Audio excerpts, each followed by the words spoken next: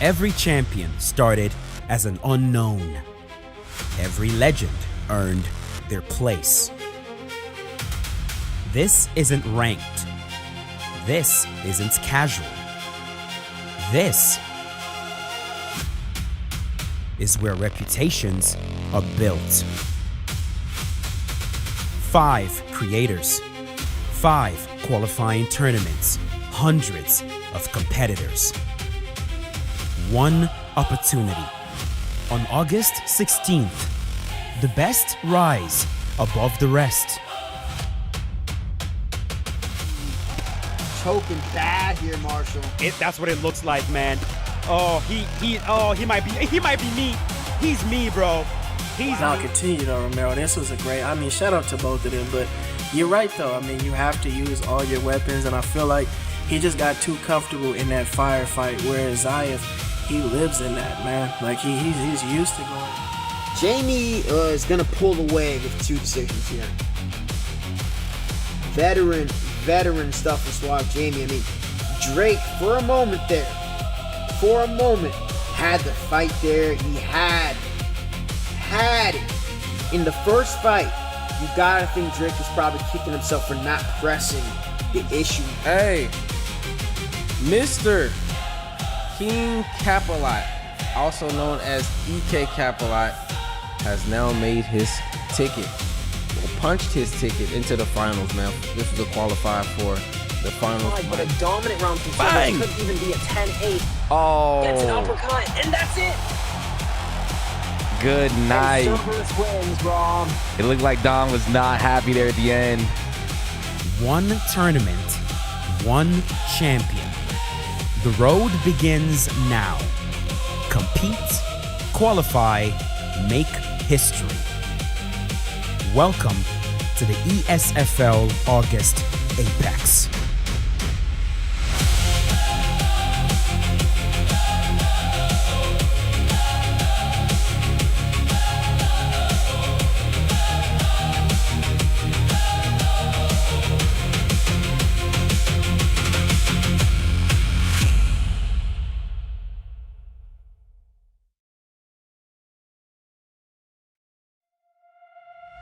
Every champion started as an unknown. Every legend earned their place. This isn't ranked. This isn't casual. This is where reputations are built. 5 creators, 5 qualifying tournaments, hundreds of competitors. 1 opportunity. On August 16th, the best rise above the rest. Choking bad here, Marshall. That's what it looks like, man. Oh, he might be me. He's me, bro. Continue though, Romero. This was a great, shout out to both of them, but you're right though. You have to use all your weapons, and I feel like he just got too comfortable in that firefight, whereas Zyaf, he lives in that, man. Like he's used to going. Jamie is gonna pull away with 2 decisions here. Veteran stuff for Suave Jamie. Drake, for a moment, had the fight there. He had it.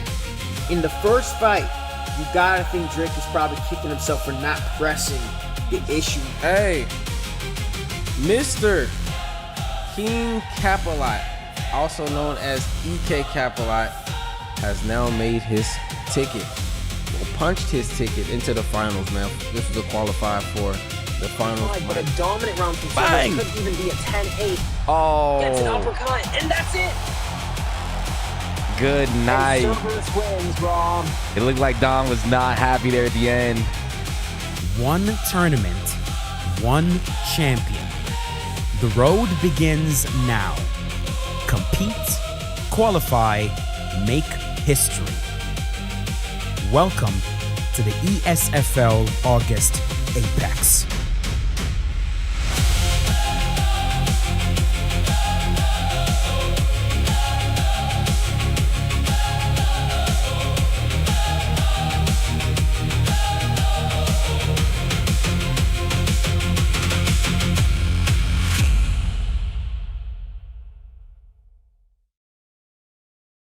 Hello, everybody, and welcome back to the Esports Fight League, the ESFL. My name is Bailey, and joined, as always, by Mr. Bruce Lee Rob, and we have an insane tournament for you today. The August Apex event is finally here, highly anticipated by so much, and so many of you guys out there, the fan base. We have had creators, we have had former champions, we have had so many people try and make their way into this stacked 16-man tournament bracket today, and we have a one-night winner-takes-all $2,000 prize up for grabs.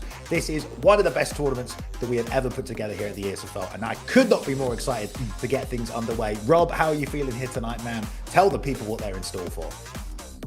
Oh, we are in store for history in the making. I mean, I'm out here in Hawaii doing this during Hurricane Lala, and this is just incredible. We're really going to figure out who is, everyone's asking, Bailey, who is the best player right now?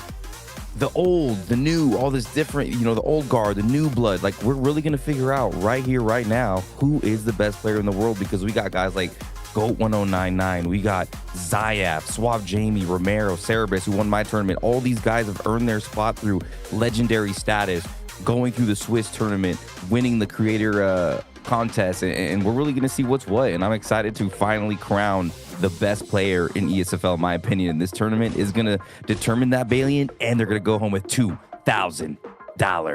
$2,000 on the line. We've done a lot of tournaments over the years. We've done live events as well, but we've never actually done something quite like this, what you guys are in store here for tonight. And like you said, we're going to find out who the best. UFC6 has been out for a little bit. These guys have got their hands on it, but let's take a look what the August Apex tournament is all about here, so you guys can wrap your heads around this if you're unfamiliar.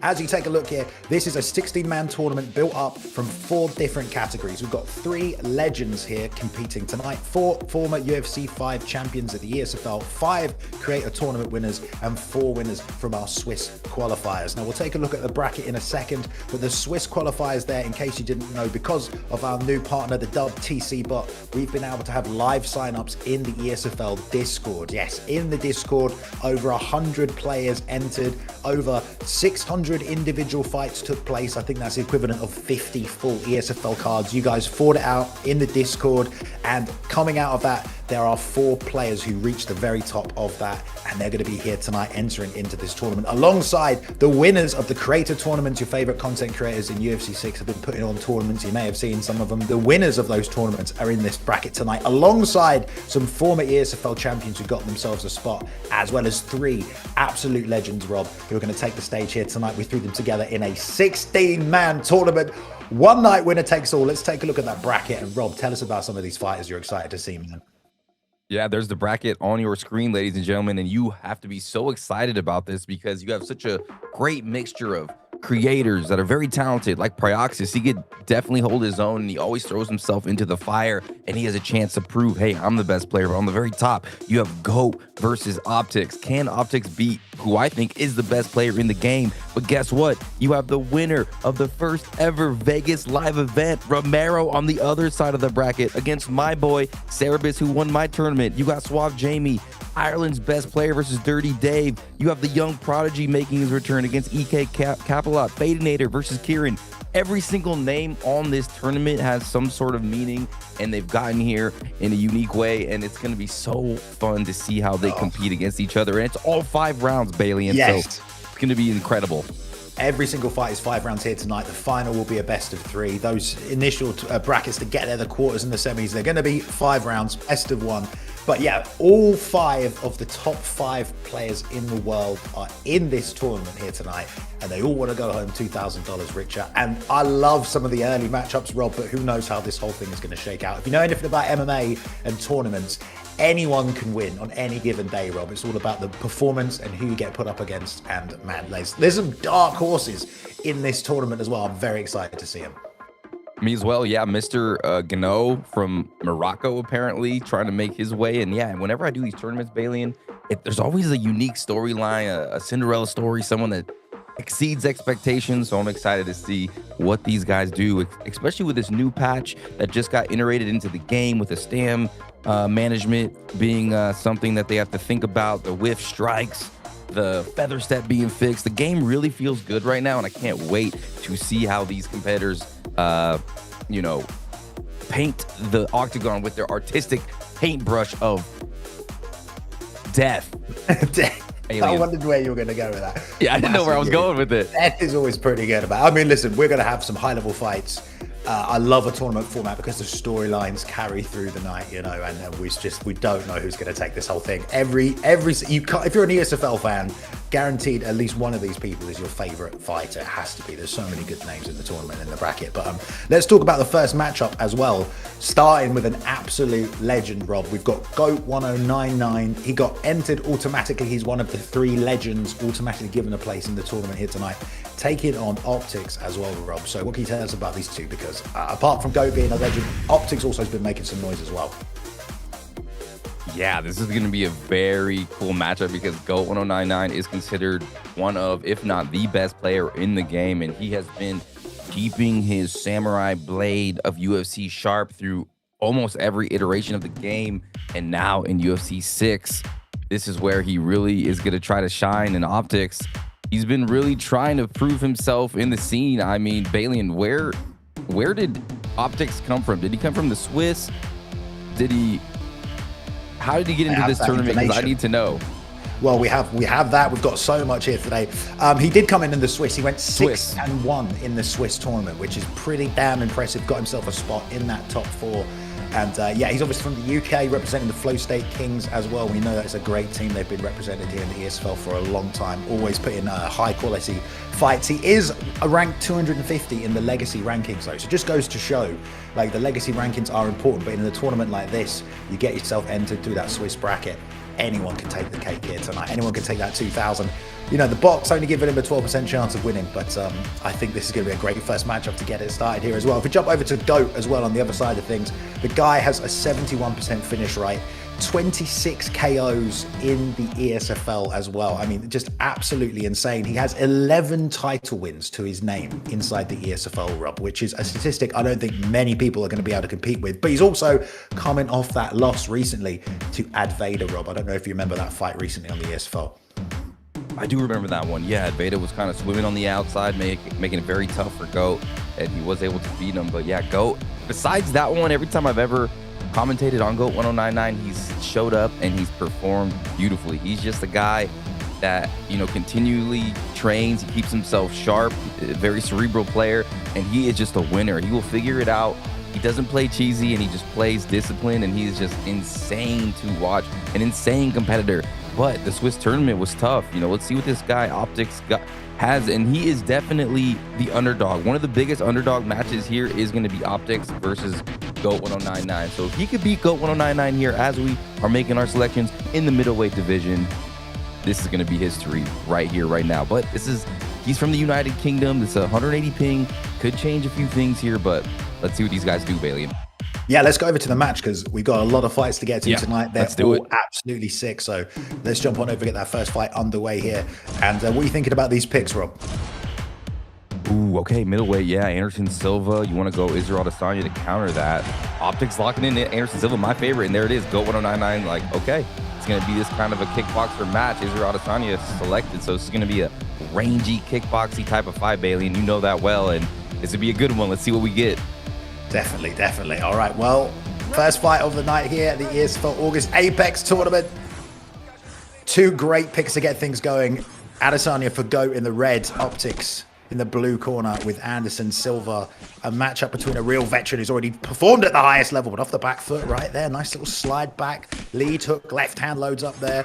Open stance right now as well, so we see you can take advantage of the kicking game, but some good steady pressure from GOAT, and Optics looking to fight off the back foot, Rob.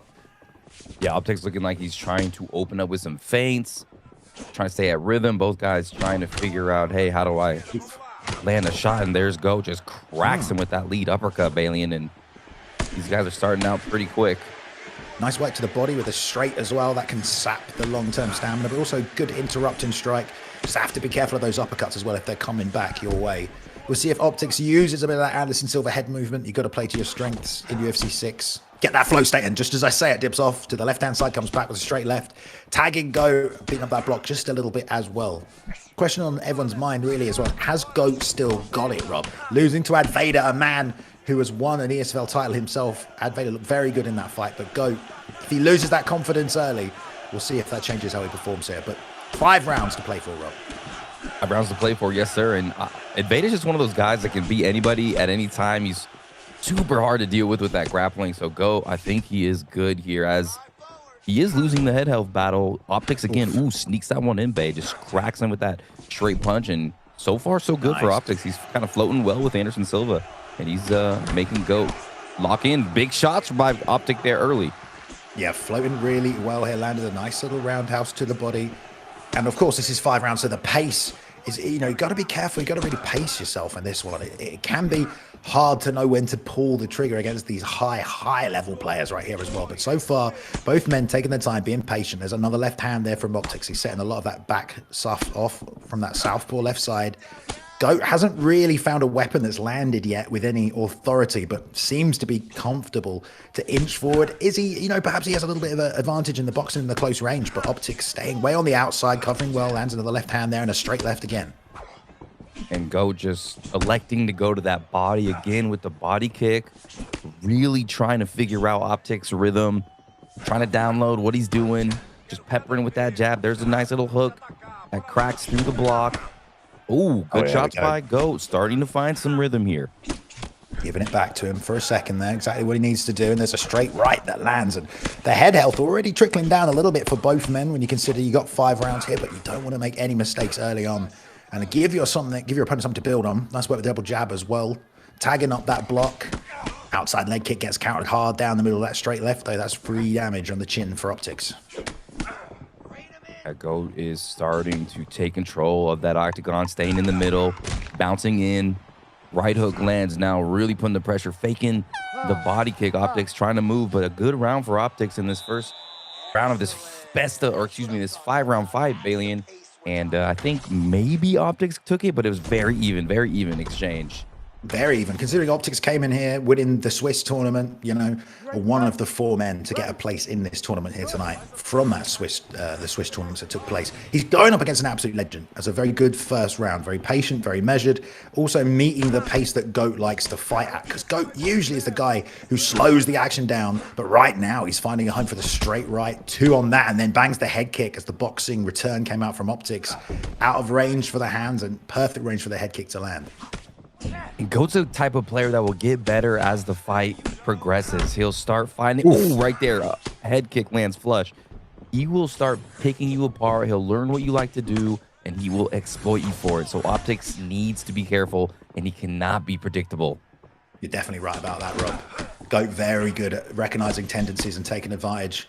That being said, Optics slinging the hands back. He's had a lot of success with that left hook as well. It's just been targeting the block, even if it's not been landing clean. Jab high, jab low, and a 2 up top there, and comes back with a lead uppercut.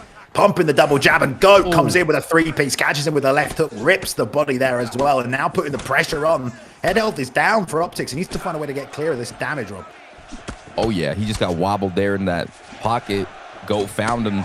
And now can Optics recover from that? Can he face some adversity in a tournament of this magnitude? There's that head kick being feinted out by GOAT1099, and GOAT1099 seems like he's starting to really feel it here, and he's starting to annihilate Optics in this round, and Optics has to be careful. Yeah, flow state locked in, ready to go. We'll see if GOAT wants to pop it, if he wants to use it. But he's holding on to it for now, waiting for his right moment in time. Optics trying yet again to find a home for the left hand, but he's have to be careful. A lot of fakes coming out from GOAT now, and there's another roundhouse that landed. Not massive damage, and he's come back in with the 3 pieces on the inside. That is landing, but a lead hook gets in there for Optics. He's finding a home for some of his weapons.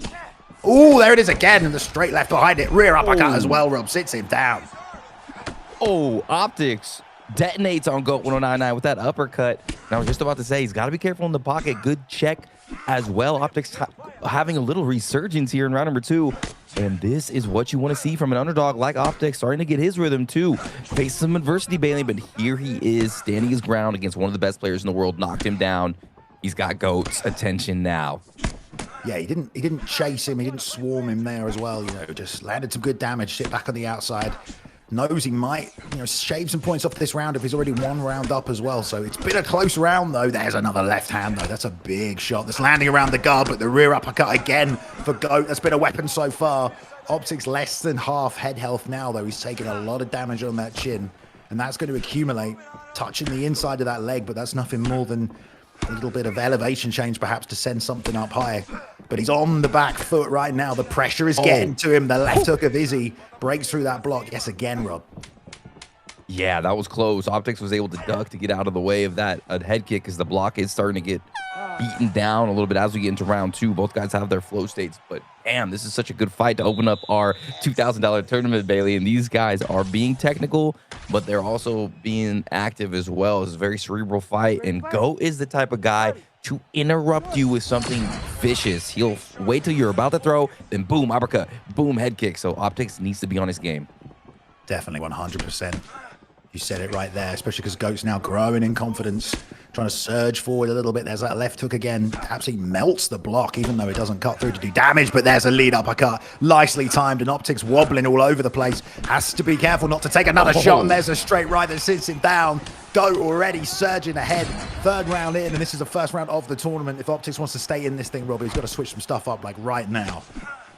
Definitely. He really has to figure out a way to duck a head kick, to slip, and to not get block breaked by GOAT1099, because GOAT1099 is throwing some vicious stuff against the cage, making Optics run into his combinations, and that's how he dropped him. And now feigning. Oh, there's that sneaky uppercut. Optics returning, though. That was nice from Optics. Yeah, found a home for his own rear uppercut right there as well. That's got to feel good to get a little bit of respect back. Maybe get some of the pressure off from GOAT, who's still pressuring forward, sending out that lead hand. Oh, lovely 3-piece. Started with the straight right and ended with the right hook. Touching the leg as well. And that left hook of Adesanya, man, that's a real weapon. It's hard to read. As Optics looks for the slip off the center, tries to fire back his own rear uppercut. All boxing now, though. But you wonder when a head kick is going to come out from GOAT if he sets that range once more. Ooh. Yeah, that'll be nasty. And Optics can't rely on that block with Anderson Silva, because he's got to move his head. Nice shots from Optics. So Optics is tagging GOAT1099, staying in this 5-round fight. Bang, big shot by GOAT, though. Rattles him a bit back. He's wobbly, yes, again. I know there's trouble, a lot of GOAT1099 fans in the chat here tonight who want to see him go far in this thing and get tested. Optics was doing well early, but the stamina's down now as well. That left hook is annihilating him, Rob. Sits him down one more time, and now in for the full mount. It's probably going to be it, and there we go. Dang. Herb Dean steps in, and it's a win in the books for GOAT1099. He will be moving on to the next round, Rob. Yeah, that's GOAT1099. Wow, he made that look real easy at the end. Just smart combinations, mixing it up, block breaking through a damaged Anderson Silva block, and down goes Optics. GOAT1099 just improving as the fight goes on. You know, he always has an okay first round, but he kind of uses that round to set up his stuff, to adjust, to, you know, find out what the opponent is going to throw at him, and then he starts cooking. And here we go, GOAT1099 doing what everyone thought he was going to do, moving on past Optics, the underdog. Optics, you did a great job. I'd be proud of that performance, but yeah, GOAT1099 is the real deal, and he's still in this tournament. Great job, GOAT. Well, we already knew he was the real deal. I think he always shows up and always puts on good performances. I mean, got to bounce back from that loss on his record to Ad Vader there, but looking good, looking strong to start this thing out. Middleweight as well with Israel Adesanya, making his way through. Optics, who, you know, got in on that Swiss tournament. There was a lot of wins he had to get here tonight. 6-1 in that tournament, and unfortunately out in the first round. But it's hard to not lose to GOAT1099, Rob. So I'm sure he probably won't be too upset with himself. But Optics officially eliminated. Let's jump to the bracket here tonight, especially because I know there's some more people arriving, and we can see GOAT moving on, ready to get himself going into the quarterfinals there. But the next matchup, Rob, I am very excited about. This might be fight of the night, in my opinion, because next up, we've got K1's Muay Thai Jesus, and he'll be taking on Pryoxis, Rob. And I know you can tell us about these two fighters. Oh, yeah. Pryoxis, my boy, one of the most famous YouTubers in the scene, super hardworking, dedicated. And not only is he an entertaining community leader, but he also is someone that throws himself into the competitive fire to keep himself sharp. And that's what he's doing again. Pryoxis can do this. He's a great striker. He loves to pinpoint, to be cerebral, to be tactical. And with this new update, ladies and gentlemen, this is built for a guy like Pryoxis. You know, make your opponent miss, make him pay, use smart shot selection. But he's going against K1 MTJ. And I've played this guy. I've seen him. That K1 camp is nasty. MTJ is such a vicious, aggressive striker that this is going to be such a striker's delight. I'm really interested to see how these two maneuver in the octagon, Bailey, and it's going to be insane. I cannot wait. Yeah, man. I mean, there's so many accolades between the two of them. Obviously, Pryoxis hasn't competed in the ESFL too much, but when he has, he's had great success, 14 KOs. I say he hasn't competed too much. I mean, I've just seen he's had over 40 fights, actually. So I'm going to take that back, Rob. I thought we haven't seen him perhaps in a while, but Right. 40 fights is a hell of a lot inside the ESFL arena, especially with all the pressure that comes from a esports environment. Get that one moment, 14 KOs to his name as well. And he's ranked number 13 in the legacy rankings. For those of you who don't know, legacy rankings are helped created by the WTC bot. It basically has taken every ESFL event ever, compared all the wins and losses and who you beat, how you beat them, finishes, what rank they were when you beat them, and it compiled a list, basically a top 1,000 inside the ESFL. So Pryoxis number 13, there you go. I think these guys are just picking though, Rob, so we better get over to the fight because they're ready to go. Looks like we're going to welterweight. And here we go. Yeah, welterweight. It looked like MTJ picked Conor McGregor, which is a very dangerous, overpowered pick in my opinion. Pryoxis, Ian Machado Gary, very long, doesn't have as much power, but has a lot of other tools. The range, the cardio, the ground game, but let's see. He's going to have a real problem with Muay Thai Jesus Conor. Let's see how he deals with that, babe.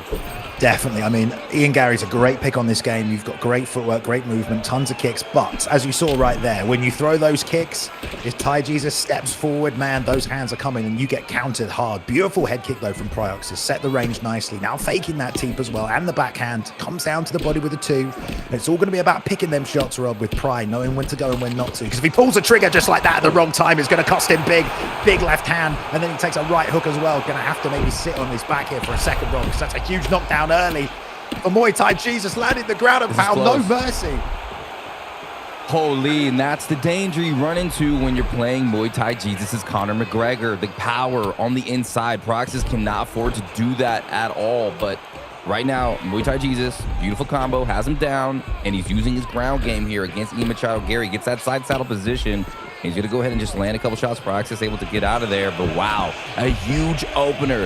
First blood being struck by MTJ. Yeah, not a ton of long-term damage on the chin for Ian Gary, thankfully. So Pry going to get a second wind here. But at the same time, man, those kicks, they're so effective. But if you throw them at the wrong time, Rob, man, does it cost you big. And it cost Pry right there, something he's going to have to adjust to moving forward. I like to see Muay Thai Jesus hold some top position here, get some free ground and pound off. This is esports. No one's getting up for fun here. $2,000 on the line here tonight. These guys want to win. They're going to bring their A game, and they will take every single advantage they possibly can, especially if it's free top time and free damage in the form of Muay Thai Jesus right here. Oh, yeah, 100%. And look at this. Muay Thai Jesus is... Oh, Pryoxis uses that cage. Butterfly. Beautiful job. Let's see how this... Okay, gets back up. Nice job. Pryoxis is cooking here. Prime. Yeah, he definitely needed that. Shuts We're him breaking off. again here. Let's see what happens on the feet. A minute 30 left in this 3-round. All of these fights here tonight in the tournament are 5-round fights. Best of 3 in the finals. Until then, 5 rounds to make it work, but just one shot. And if you lose, you're going home.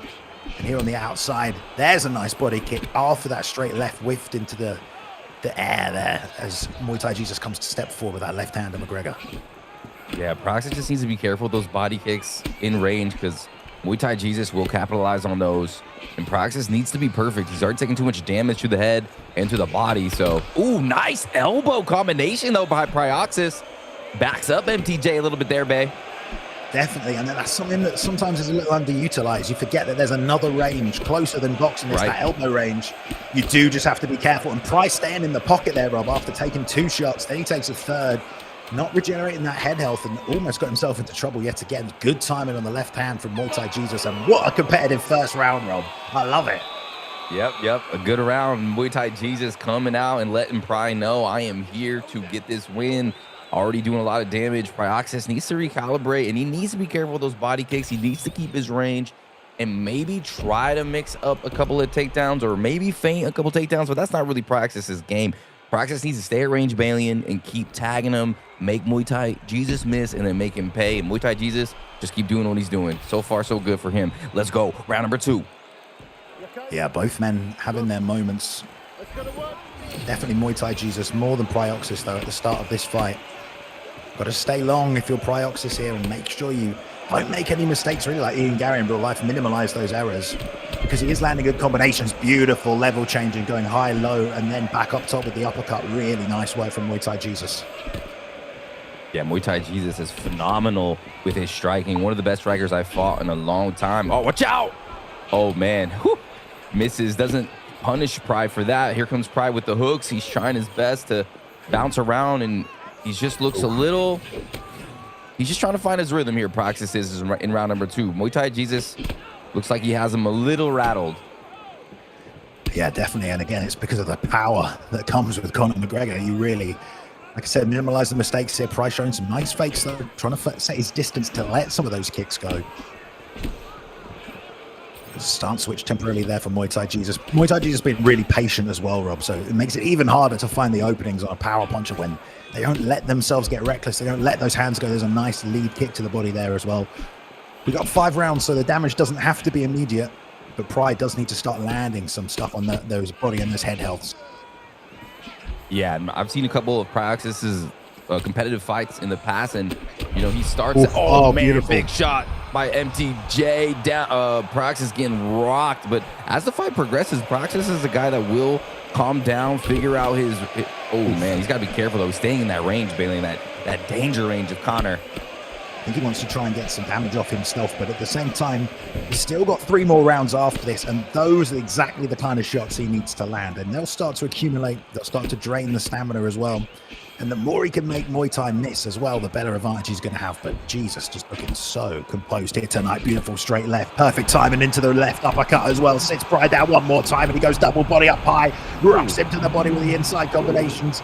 And McGregor has so much power at this weight class, Rob.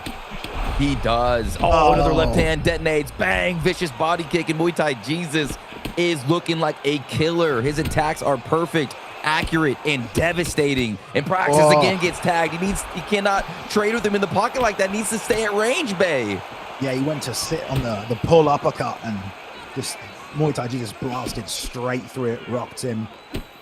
And yeah, it does go back to that, you know, there are 3 more rounds here. Perhaps it's just a survival mode for the rest of this round rather than trying to meet fire with fire. But Pryoxis is a guy who likes to always get out damage when he can, even though he is, you know, a patient guy, elusive when he needs to be. But right now he's taking some big shots and he needs some recovery time. And the longer this fight goes, the more it benefits him as well. McGregor will slow down in the later rounds if he can get the fight to the later rounds. Yeah, that's usually very true, but unfortunately for Pryoxis, his stamina is so low right now. I don't know if that will play a factor in, but Pryoxis needs to be perfect in rounds 3, 4, and 5. The good news is he has, you know, 3 rounds to work with, but he's kind of getting drawn into this close range fight. He's trying to trade with Conor McGregor, and Muay Thai is continually punishing him. He's got to try to fight at that long range, keep that void that Mighty Mouse likes to talk about on his YouTube channel. Keep that void longer and make Muay Thai Jesus miss and make him pay, Bay. It's hard to do when you got guys as patient as Muay Thai Jesus, man. I mean, he's not making a lot of mistakes. He's not overthrowing. He's not getting desperate, trying to pressure land the big shots. He's just timing Pry as Pry is trying to attack as well, which makes Pry's game plan here a lot harder to execute. But hopefully, I mean, I know you said the stamina is different, but as the stamina goes down overall, the animations will come out slower and he might have a little bit more success. But if he can nail that body, he'll get there as well. He tries to double up on the body shot there, though, and gets ripped off the back. The body kick was going to be blocked, so Pry pulled it and he gets tagged with a big left hand from Muay Thai Jesus, who read that exchange very well. Yeah, it's just the range that Pry is fighting here. It's right here. Oh, bang, bang, bang. Down goes Pry. Here comes Muay Thai Jesus. Oh, what's going on? Pryoxis' back's broken. The ref is going crazy. Pandemonium in the octagon, Valiant, but there's a head kick for Pryoxis. Man, this is tough right now for Pry because one straight left is rocking him, man. It's just sending him. Oh, lovely uppercut, and that was well timed. But he needs to be so careful And I don't know how you can fight your way back into a fight like this without getting a little bit reckless at times. I think he's got the right idea trying to get that pull counter or some head movement, but that's going to be really hard. And Muay Thai Jesus sits him down with another straight left. That thing is a weapon into the body now as well. Mixing it up nicely, sends it, that head kick, eats through the block, but doesn't inflict any bleed-through damage either. And he's really going to need something big here to try and find a way back into this fight. A rock or a body rock or some just accumulation rear uppercut straight left to the body though from Muay Thai Jesus.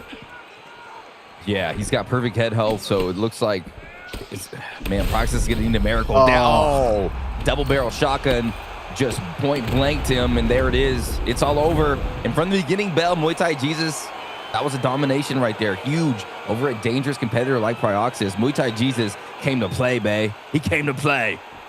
Man, I mean, like, that left hand off McGregor is ridiculous, isn't it? It's an absolute weapon.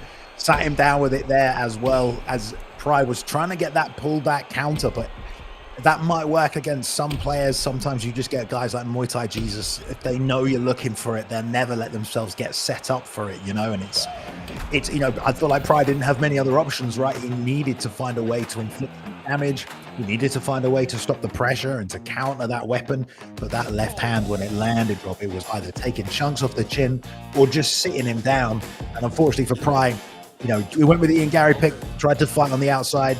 Muay Thai Jesus, I think, just too disciplined to fall into a game plan like that. And he will be moving on to the quarterfinals, and he will be taking on GOAT1099 in the next round, Rob. Let's go back to the bracket here and take a quick look how things are standing. That's going to be crazy. Yeah, what do you think? Yeah, that was a great fight, but I'm just saying, man, Muay Thai Jesus versus GOAT1099. I can't wait for that round. That's going to be heat. But yeah, are we talking about the next fight here, Balian? Are we talking about EK Warrior versus JC21? This is going to be super sick, and it looks like they're actually making their fighter selections here, and I'm pretty sure JC21 was one of the youngest ever champions in the world, or is that somebody else on the tournament? Maybe that was but yeah, EK Warrior, yo, you remember him, Balian, this guy from USA. He got in, he's a UFC 5 standout. I'm pretty sure because he was at the Legends, or he was at the ESFL live event, he's in this tournament. And then JC21 grinds his way, gets 6-1 in that Swiss tournament. And now here they are today to compete in this tournament in the lightweight division. Yes, indeed, man. I mean, we've seen EK Warrior come in and just pull off some crazy performances, you know, out of nowhere. He's beaten some of the top guys, ranked number 24 overall in the roster. JC21 ranked number 31. Like you say, JC is a young kid. He was the youngest ever ESFL champion. You're completely right about that. And he has that KO win over Suave, Jamie, one of the greatest to ever do it. But JC's in this tournament tonight because he went through the Swiss tournament. That was the Discord tournament. He went 6-1 in that Discord tournament. 69% finish rate. But when you're looking at EK Warrior, man, 90% finish rate on this guy in the ESFL. That is a crazy number to have next to your name. And here we go, Rob. Ready to go with the picks? That is crazy. EK Warrior, 90% finish rate, and there's that Conor McGregor pick again, and that is going to be a dangerous pick to deal with. Max Holloway, for me, is the pick if you want to go against Conor McGregor. He's such a great fighter, so much striking. I mean, we all know Max Holloway, right? If you're a UFC fan, you know Max Holloway, but in the game, he's got the point down takeover, he's got the chin, the cardio, the boxing, and he could take a good punch. Let's see if he does decide to pick Max West Holloway. It's tough because you need someone who can outlast him, but you need someone who can also fire back in the pocket if you need to. Yep. Max Holloway is there. I feel like Dustin Poirier is a good pick up against Conor as well. It takes away the southpaw left-hand advantage that you get when you're Conor, so it really minimalizes that weapon when you're in the same side stance as Conor. It loses a lot of that impact and it stops him from being able to lead with it. He has to start setting things up with the jab as well. So we'll see what Warrior goes for right now. I know we have some pre-checks and stuff that's going on behind the scenes to make sure these competitors are all getting things down smoothly, but it's good to see so many people in the chat. Guys, tell us right now who you think's going to win the whole tournament. We want to know. We want to know your pick. We want to know the dark horse pick for the tournament as well. It might be Muay Thai Jesus. He might be the dark horse pick right here. And with Conor McGregor, Dinger, 100 power, 100 speed, 100 accuracy, 100 footwork.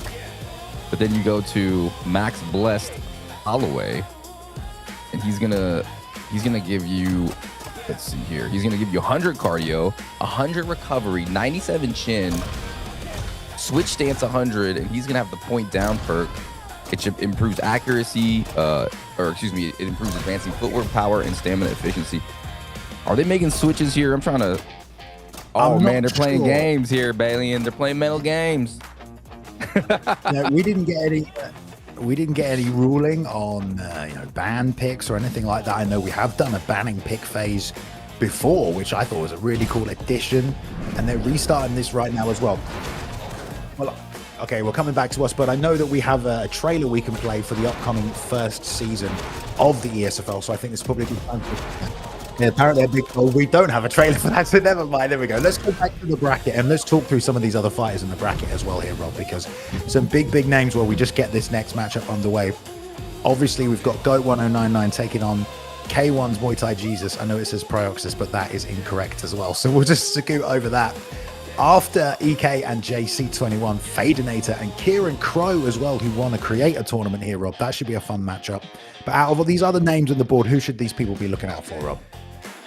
Okay, so yeah, every name on the board you should be looking out for. But if you really have to watch a fight, you don't want to miss Romero versus Cerberus, guys, because Romero, this guy is so... Yeah, Bailey, we good? I'm just saying, I've just seen we've got an official announcement right now because talk to me about this.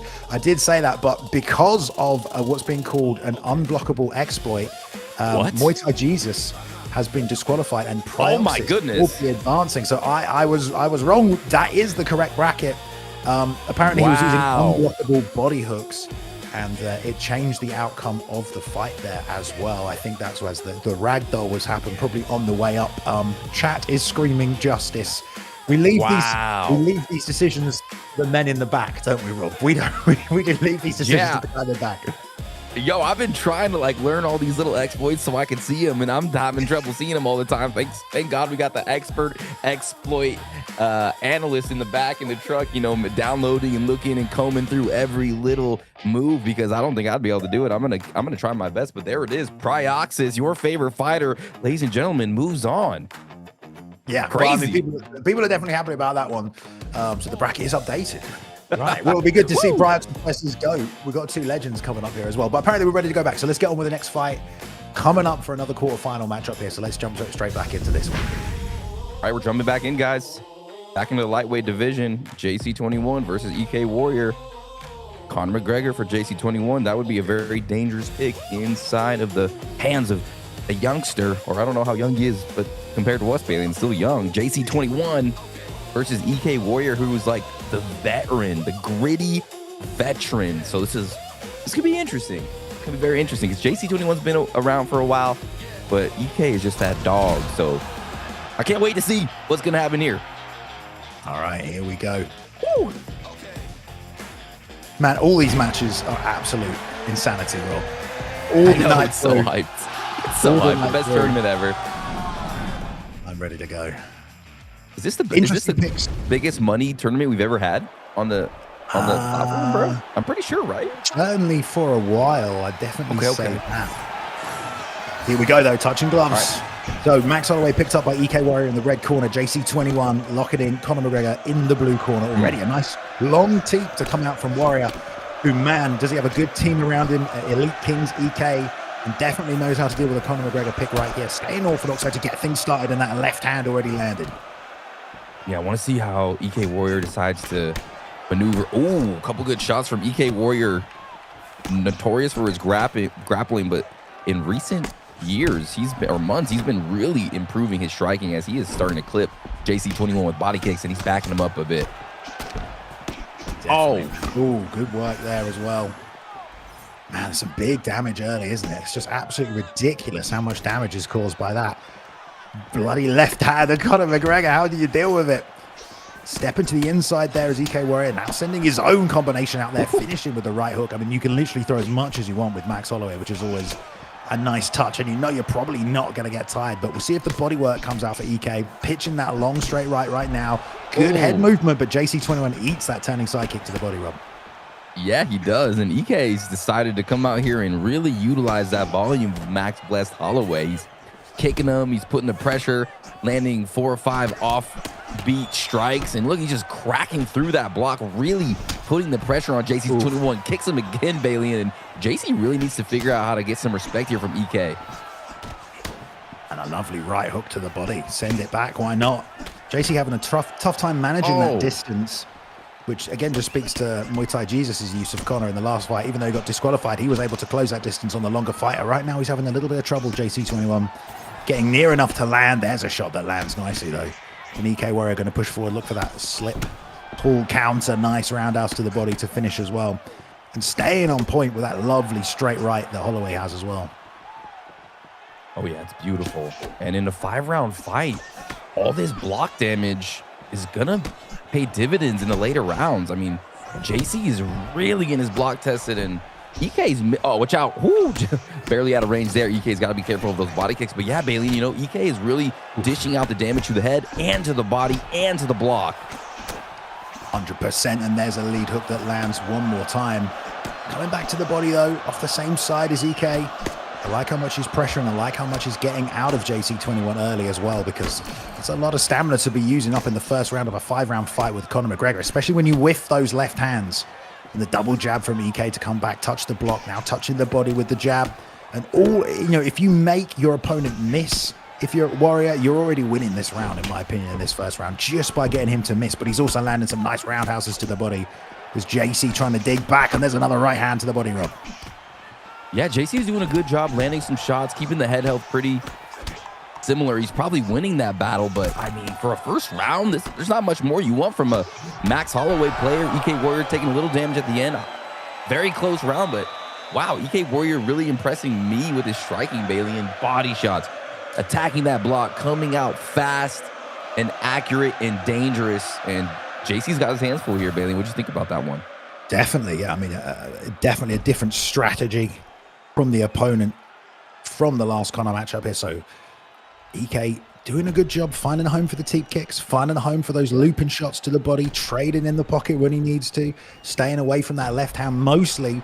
But there were some good straight lefts that landed from JC. He is finding the target, but that's why you take Max Holloway, Rob. You get that chin stat, and you can sit and try and rely on that and make it work for you as well. But good first round, I would say. Warrior doing well, though, also draining that gas tank. That's going to play into it, I'm sure.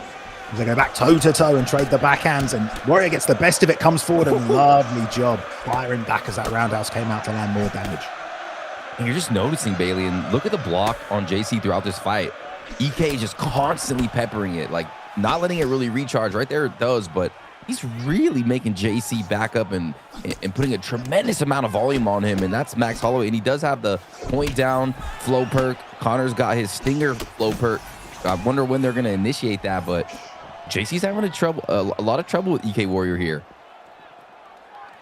He's done some damage, though, to that head health. I mean, I would say he's leading in terms of damage. Oh, beautiful pull off the uppercut to the straight right, now annihilating that body as well. Warrior coming forward and drops JC21. Way to turn it on when you need to. An absolute hurricane of offense, and he might finish him, Rob. No, he survives. That was so close, Bailey, and now the stamina has plummeted. He's against the cage. EK Warrior smells blood, and he's coming for the kill. Oh, nice uppercut, though, from JC to buy himself a little bit of breathing room, give himself a little bit of regen time. We haven't really seen any flow states used here today. Oh, lovely head kick. Doesn't land on the end of it, though, so damage is minimalized. And JC moving forward and throwing the shots. I love the pivot out there from Warrior as well to get off this pressure. And also, again, if he's making JC miss, he's going to start to really wear on that long-term stamina. Yeah, you got to, oh man, they are just trading in there now, biting down on their mouthpieces, inputting vicious combinations. Now JC taking the center, trying to land that left hook, uppercut sneaks through, and EK's got to be careful. JC is starting to, find his moments through the cracks of the defense of Max Holloway. Yeah, most definitely. You always have to be careful against Conor McGregor as well. I mean, there's a straight left there. EK's looking for that pull again on the slip on the inside with the right hand this time. Whiffs on the head kick, but just a double jab back from JC. No body roundhouse or anything else like that. Trying to push on him. There is a cut on the eye, I believe, of EK Warrior. We'll see if that starts to accumulate some damage. Look at these body shots, Rob, mixing up the targets, going back high, going back to the body. JC just not able to get on the gas pedal right now. He's taken so much. There's his opportunity, but he's out of range. EK Warrior is giving JC21 opportunities when he's missing these kicks. Oh, but why talk about that when EK is just cracking him body kick as well? JC's getting melted here by EK. He's getting melted. And you know, EK Warrior, 90% finish rate. He's going to keep turning it up and try and hunt for that finish. JC definitely being melted. That stamina being melted away as well. And just good use of the jab to pressure towards the Emperor Warrior. Smashes the body with another roundhouse there as well. If he can get the kicking game going now that JC's on the back foot, he can really take advantage. Nice low block there at the last second from JC21, but he is melting, Rob.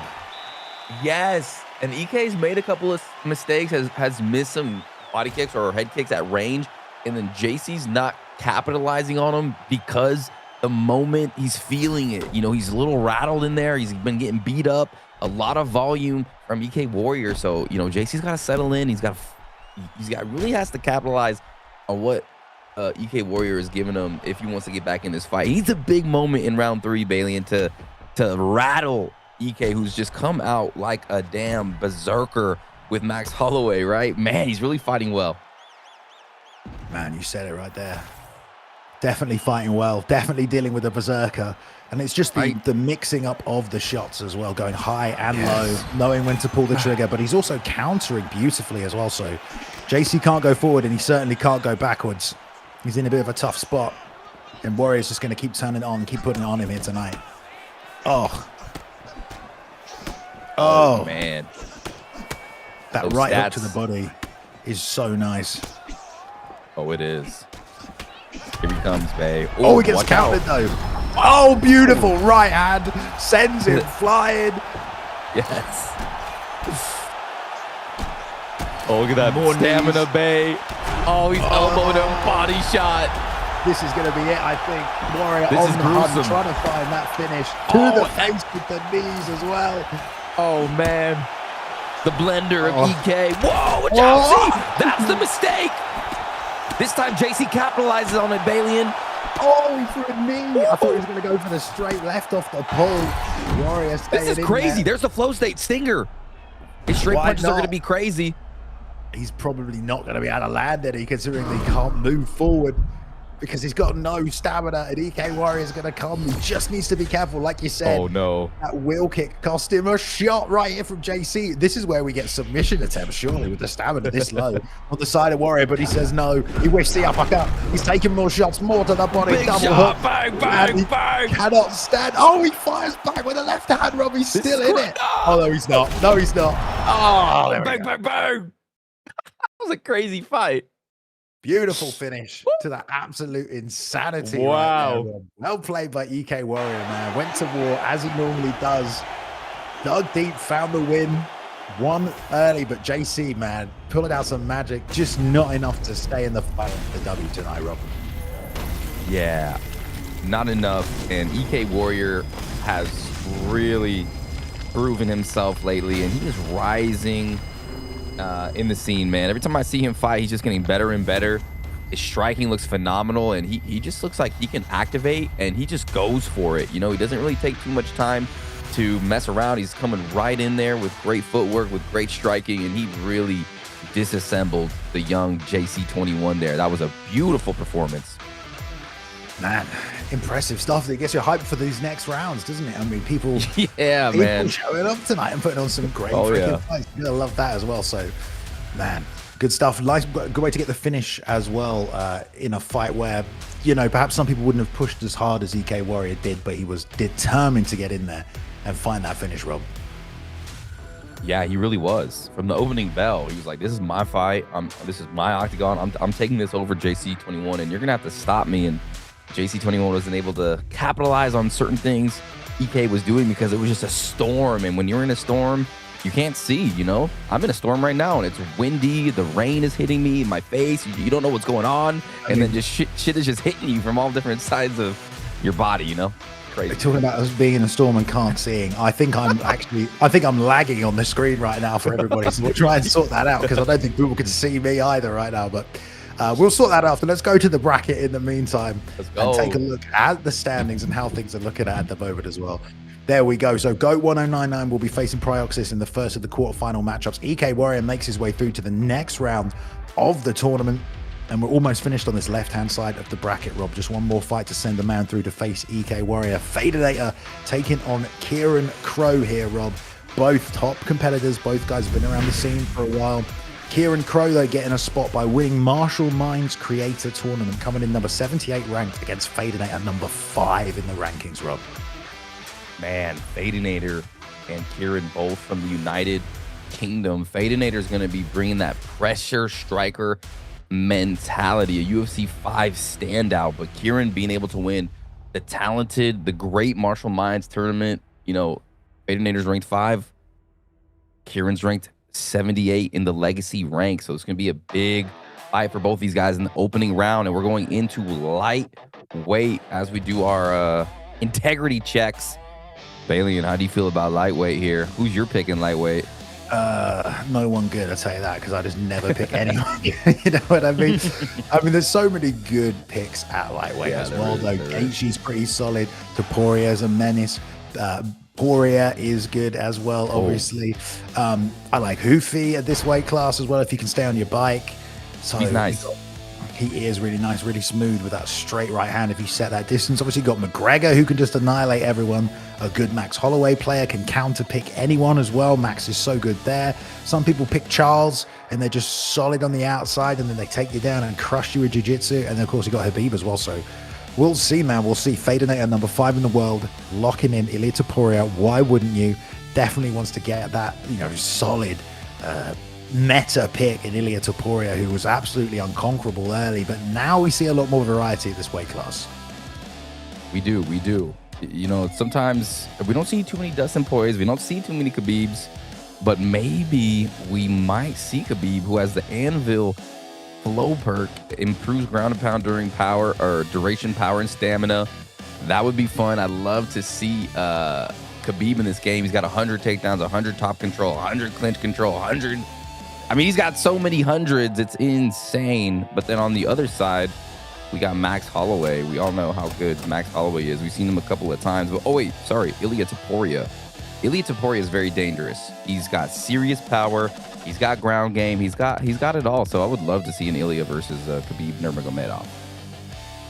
All right, yeah, man. I mean, there's such a matchup right there as well in terms of contrast of styles.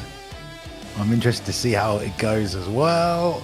He's thinking about it, Rob. Kieran's thinking about it. He won that Martial Mind Creator Tournament. He's had some good experience in the ESFL as well.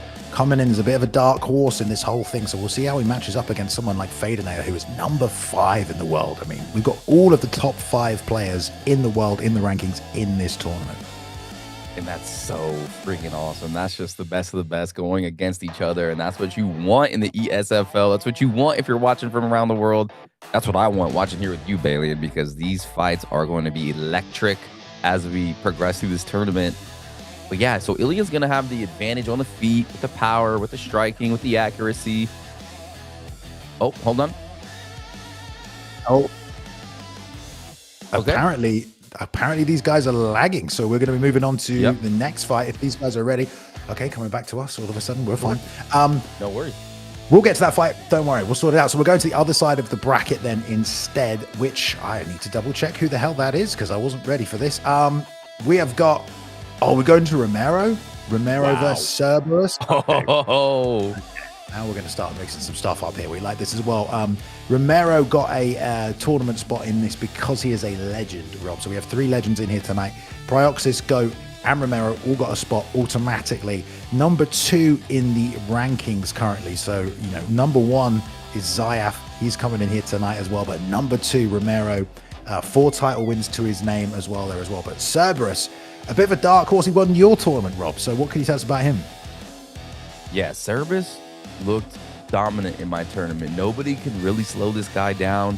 Phenomenal striking, great game planning, sick ground game, fights out of that North American elite camp, ground wizard, patient top control. This guy is the real deal.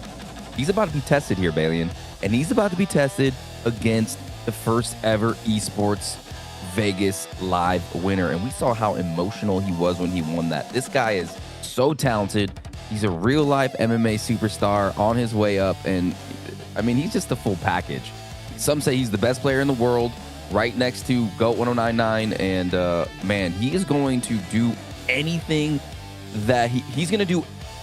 He just leaves no stone unturned, Bailey. He literally has everything in his arsenal, and he has complete control over which button he wants to press, why he's going to press it. He's just so cerebral. This is going to be a sick freaking matchup. I can't wait to see Cerberus versus Romero. What do you think about this matchup, Bailey? Who do you got? What do you think is going to happen? Logic would say you got to take Romero in this case, man. I Right. mean, he is, the winner of the Las Vegas live tournament, which was obviously our big event inside the HyperX Arena inside Las Vegas. That was, probably one of the most competitive tournaments we've ever had. It's also an in-person tournament. Apart from that, Romero has had a title. He's beaten some of the best as well. So, man, it's really a dark horse pick coming in on the side of those creator tournaments, Rob, with Cerberus, going against one of the best players of all time, man. And Romero's not just a battering ram, is he? He's such a cerebral fighter, such a mythologist in there as well. Likes to use every part of the game. When you do the when we do the game changer days, Romero's level of insight, it's a step ahead of a lot of people in this game in terms of he knows all of the takedown chains, he knows all of the wrestling sequences, parts of the game that 95% of players just ignore, right, and just look over. But to know how to hit all these different takedowns and stuff like that, we'll see if that comes into it. Right now, Cerberus, I mean, he's unranked, but he's 5-0 in the ESFL. So I'm excited to see what he can bring to the table here. We're trying to get this matchup ready, guys, if you're wondering why we're going on a little bit here as well. I think we're already in, Balian. They've already started the fight. You got to get in there. We're jumping straight in. Here we go. At flyweight, we've missed half of the first round here. We do apologize, guys. Unfortunately, the match before this was lagging, so we had to make a quick switch to this one while they sorted that out. But we're in here now, and we've got Demetrius Johnson with Romero and, Cerberus with the Brandon Royval pick, Rob. And it looks like Romero has already done some serious damage, already inflicted an eye injury on Cerberus. Big J goes for the takedown turns. And like we were talking about, that's what Romero will do. He will find your weakness. He will do all the right things. He gets perfect scores on his math test. This is good for Romero so far. Yeah, I love DJ in this game right now. His overhand is insanely good and very fast.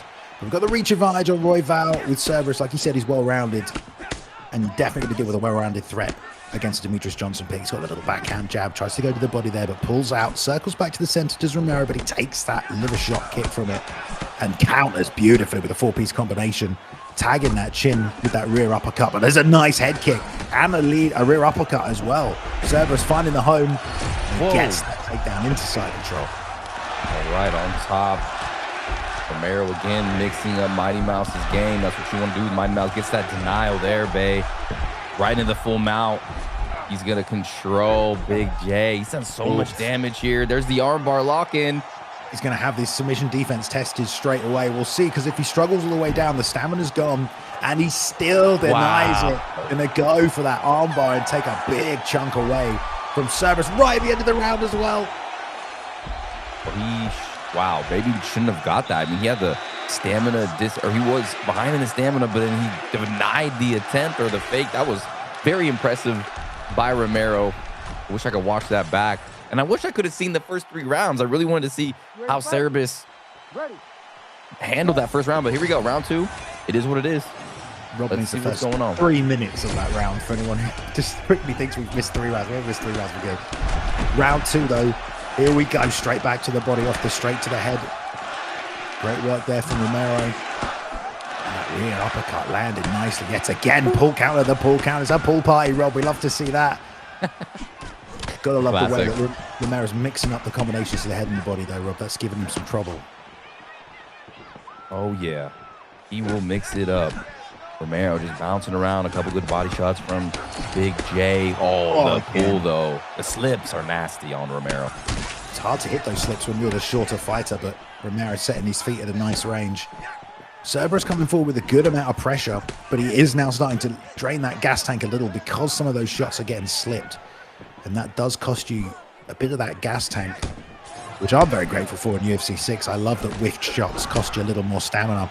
Gives you a bit more defensive options if you want to take your time and pace out the fight here as well. Good fake from Romero as well. That head kick, though. Cerberus is doing a great job with his kicking game. He's landed a few good shots to the body, and he's landed a few of those head kicks. Now some teeps up the middle, and that's snapping straight left. He's threatening with, but you've got to be careful there, Rob. When you're trying to throw those kicks and your opponent closes that distance, is always bad news. Yeah, you will get cracked if you're too close. While Romero was just on the inside, there's a takedown. He's gotten so many takedowns, and just it seems like he's got 100% takedown efficiency. Cerberus able to deny that posture up position from the bottom, but wow, Romero seems to be in full control in round number two, Bailey. And look at that stamina, and look at that block, and look at that head damage. I mean, what the heck happened? Yeah, but it's also going to be about that stamina, the submission bar as well, right, Rob? In this matchup, got to be careful of that and not making any mistakes. You give away a free deny here, and you could get yourself in a bad spot. Nice denial there, though, from Cerberus off the back. But again, tries to get the full guard. Stops the side control. This is good work right now from Cerberus. He's staying aware of all the transitions. Again, that gets denied. I think he was trying to flick to fake, and now a half guard posture up. Frames on the right side, though. Romero not able to get any damage off, but these short shots do score. And he's going to hit the fence here, but Romero will be trained in this position, so we'll see if he can get up. Beautiful job there. Drags him straight off the fence back to side control. Counters him there. Romero showing his dominance in every position this fight goes into. Side control. Can Cerberus escape? No. Flicks. Romero sharp again. Flicks it. This is getting scary. Full mount position. And this is where he can start operating, Balian. Nice deny, though, this time. Cerberus aware of it. Like you said, he's a submission guy himself, or he has that capability. And it's always right at the end of these rounds that these submission threats are getting locked in. Some straight punches straight away. Why not? He recognized he got framed on immediately. That's ballsy for Romero just to go straight with the straight punches, because you expect your opponent to move that head, but this is levels within levels. You anticipate that they're going to know that the best thing to do is frame, not slip. So you go straight for the straight shots. It worked out for him. Exactly. And two to boot, and he even went for a third one, but finally Cerberus was like, no, I'm not getting hit by that third one. But that will surprise a lot of players. You're 100% right, Bailey. And here we go, right off the rip, just cracks him. Oh man, Cerberus is wobbled in round 3 early. Yeah, DJ's got some sneaky power, especially in that right hand, the hook and the overhand. On the inside, landed it tight double, jab straight into the lead uppercut, and now pumping the jab and circling. He's moving into that left hand of Cerberus, but still managing to stay on the center here and keep that distance close. I don't know if Cerberus needs to work a little more on the outside, Rob. Yeah, I think so. Brandon Royval's got really good boxing, a lot of speed. He is pretty close to Mighty Mouse. Get that jab working, just stay in range. His body kicks have been good, but he's really done no damage with them, and he's lagging behind on the stamina now as well. It's a hard fight to come back from. That's much better, and that's way on the outside where he got Romero to miss that hook and then countered back to the body rather than trying to force him on the inside. Lovely double body shots there as well. This is better from Cerberus, trying to find his way back into this fight. But like we said, there's a big deficit to come back from. Oh, yeah. Big shots from Romero. Bang, bang, bang. Guys, this is an uphill battle for Big J against one of the best players ever. Oh my God. That was disgusting. That was disgusting. Double and into the armbar, and he's going to get it. Oh my God. Royval recovered the submission bar, but that was a good fake. Jab, great lead body hook, left hand. Cerberus is doing good. Cerberus is doing good, Rob. Finds his way out. Beautiful from Cerberus. He's in the fight, but that combination was disgusting. Oh, it was just dirty. I mean, that was just a string of excellence from Romero, who's showing me and showing everybody at home, Bailey, that there is levels to this game. Nice deny from the rubber guard position. Elbow, another deny. Oh, that was a fake, excuse me. Now there's deny, and now we're going to go straight to the armbar from rubber guard. Went straight into it. Good defense from Cerberus to recognize it, but I think Romero knew he was ahead on the stamina, so why not? And some of these are fakes as well. It's kind of hard to tell sometimes, but he hits the armbar attack right now, and he's going to go belly down and get this, and there's the tap. A win for Romero 17. He moves through to the quarterfinals with that Demetrius Johnson pickup right here. Well fought by Cerberus, but just couldn't withstand, the craft of Romero, mixing up the tools. Got the takedowns, he got the striking going, and he finishes with submissions, Rob. Man, what a sub counter. I mean, damn. Dude, Romero is so good. It's almost insane. Like, I don't even know what to say sometimes when I'm watching him. He's just incredible. Everywhere in the game, he's got a little bit of swag. He makes unique picks as well. Like, he loves to play guys like Dominic Cruz-Balian, guys like Mighty Mouse with a lot of stamina, a lot of tools, where he can kind of take and maneuver wherever he feels like he needs to in the fight. And that's what makes him super superb and dangerous. So Cerberus, I saw him win my tournament. I didn't see anybody really give him any trouble. And then Romero just completely and totally outplays him. So, man, there's definitely levels to this game. Like I said, Balian, and that was a beautiful display by Romero. Yeah, man. I mean, these creator tournaments were fun. We saw a lot of guys come through. I mean, I think there's 5 competitors tonight, or is it 4? I think it's 5 from those tournament brackets. Cerberus, one of them, may have looked flawless then, but yeah, against, I guess, the number 2 guy in the world, it is a different ball game, or a different fight game, as you could say right there as well. So moves on to the next round. I believe we're going to go back to the previous match with Fadanator. Oh no, we're not. We're moving on. We're moving on to DirtyDave and Suave Jamie right now as well. So we've been talking about number 1 players. Suave Jamie has held that number 1 ranking spot before, Rob, but doesn't hold it anymore. I believe Suave Jamie is number 3 in the world now currently. Like we said, all top 5 are here. DirtyDave sitting on that number 12 ranking here as well. Both these guys have been fighting in the ESFL for a number of years. 11 title wins to the name of Suave Jamie, which is a crazy number as well. Ireland versus the US as well, Rob. I mean, I know you know both these fighters well. Yes, I do. DirtyDave, built for ankle picks, just completely. Are we in a fight? Okay, we're not. Okay, so serious stuff there. I was like, no, we're not missing it again, are we? So yeah, Suave Jamie, Ireland's best player. This guy means business, very serious player. He's been trying to really focus on UFC6, it seems. Just unbelievable wherever the fight goes. A little bit more of a slower, methodical fighter. Romero is a little bit more explosive. As far as I feel like Suave Jamie is will kind of burn you in the long run, will look for that takedown, control you, and really dominate if he gets that top position. And DirtyDave is very good with his grappling as well. Likes the pressure, has been working tremendously on his striking. Won that Swiss tournament to get here. So this is going to be a very interesting match. And Suave Jamie, what's the finish rate? 72% to DirtyDave's 61%. So let's see how these guys go and where are we going to bring this fight. What weight class are we in? Are we still trying to figure that out, Balian? 4 submissions on the name of DirtyDave as well there. Sorry, Rob. I think we are still waiting on the weight class, and we're waiting for these guys to get matched up here as well, of course. We're going to do a lot of checks. This is a high-stakes tournament. There's money on the line. We want to make sure these guys are doing everything they need to do, aren't doing anything untoward, we shall say. But if you look at Suave Jamie, his last fight, it was a victory. He got a victory over Mellow Coffee. It was more of like an exhibition matchup. And before that, he did lose to What Remains of Vuk, and he lost to EK Warrior before that as well. And I think that loss to EK Warrior surprised a lot of people. EK Warrior looking very good here tonight already, Rob. But since then, we haven't really seen the Suave Jamie of old. He's top 5 all-time in ESFL wins. I remember he had those 4 title defenses back-to-back on UFC 4, I believe, where he just defended that Xbox belt over and over again. He also submitted GOAT1099, if anyone remembers that. That was an ESFL 100, I believe, which is absolute insanity. So Suave Jamie is a long-time player.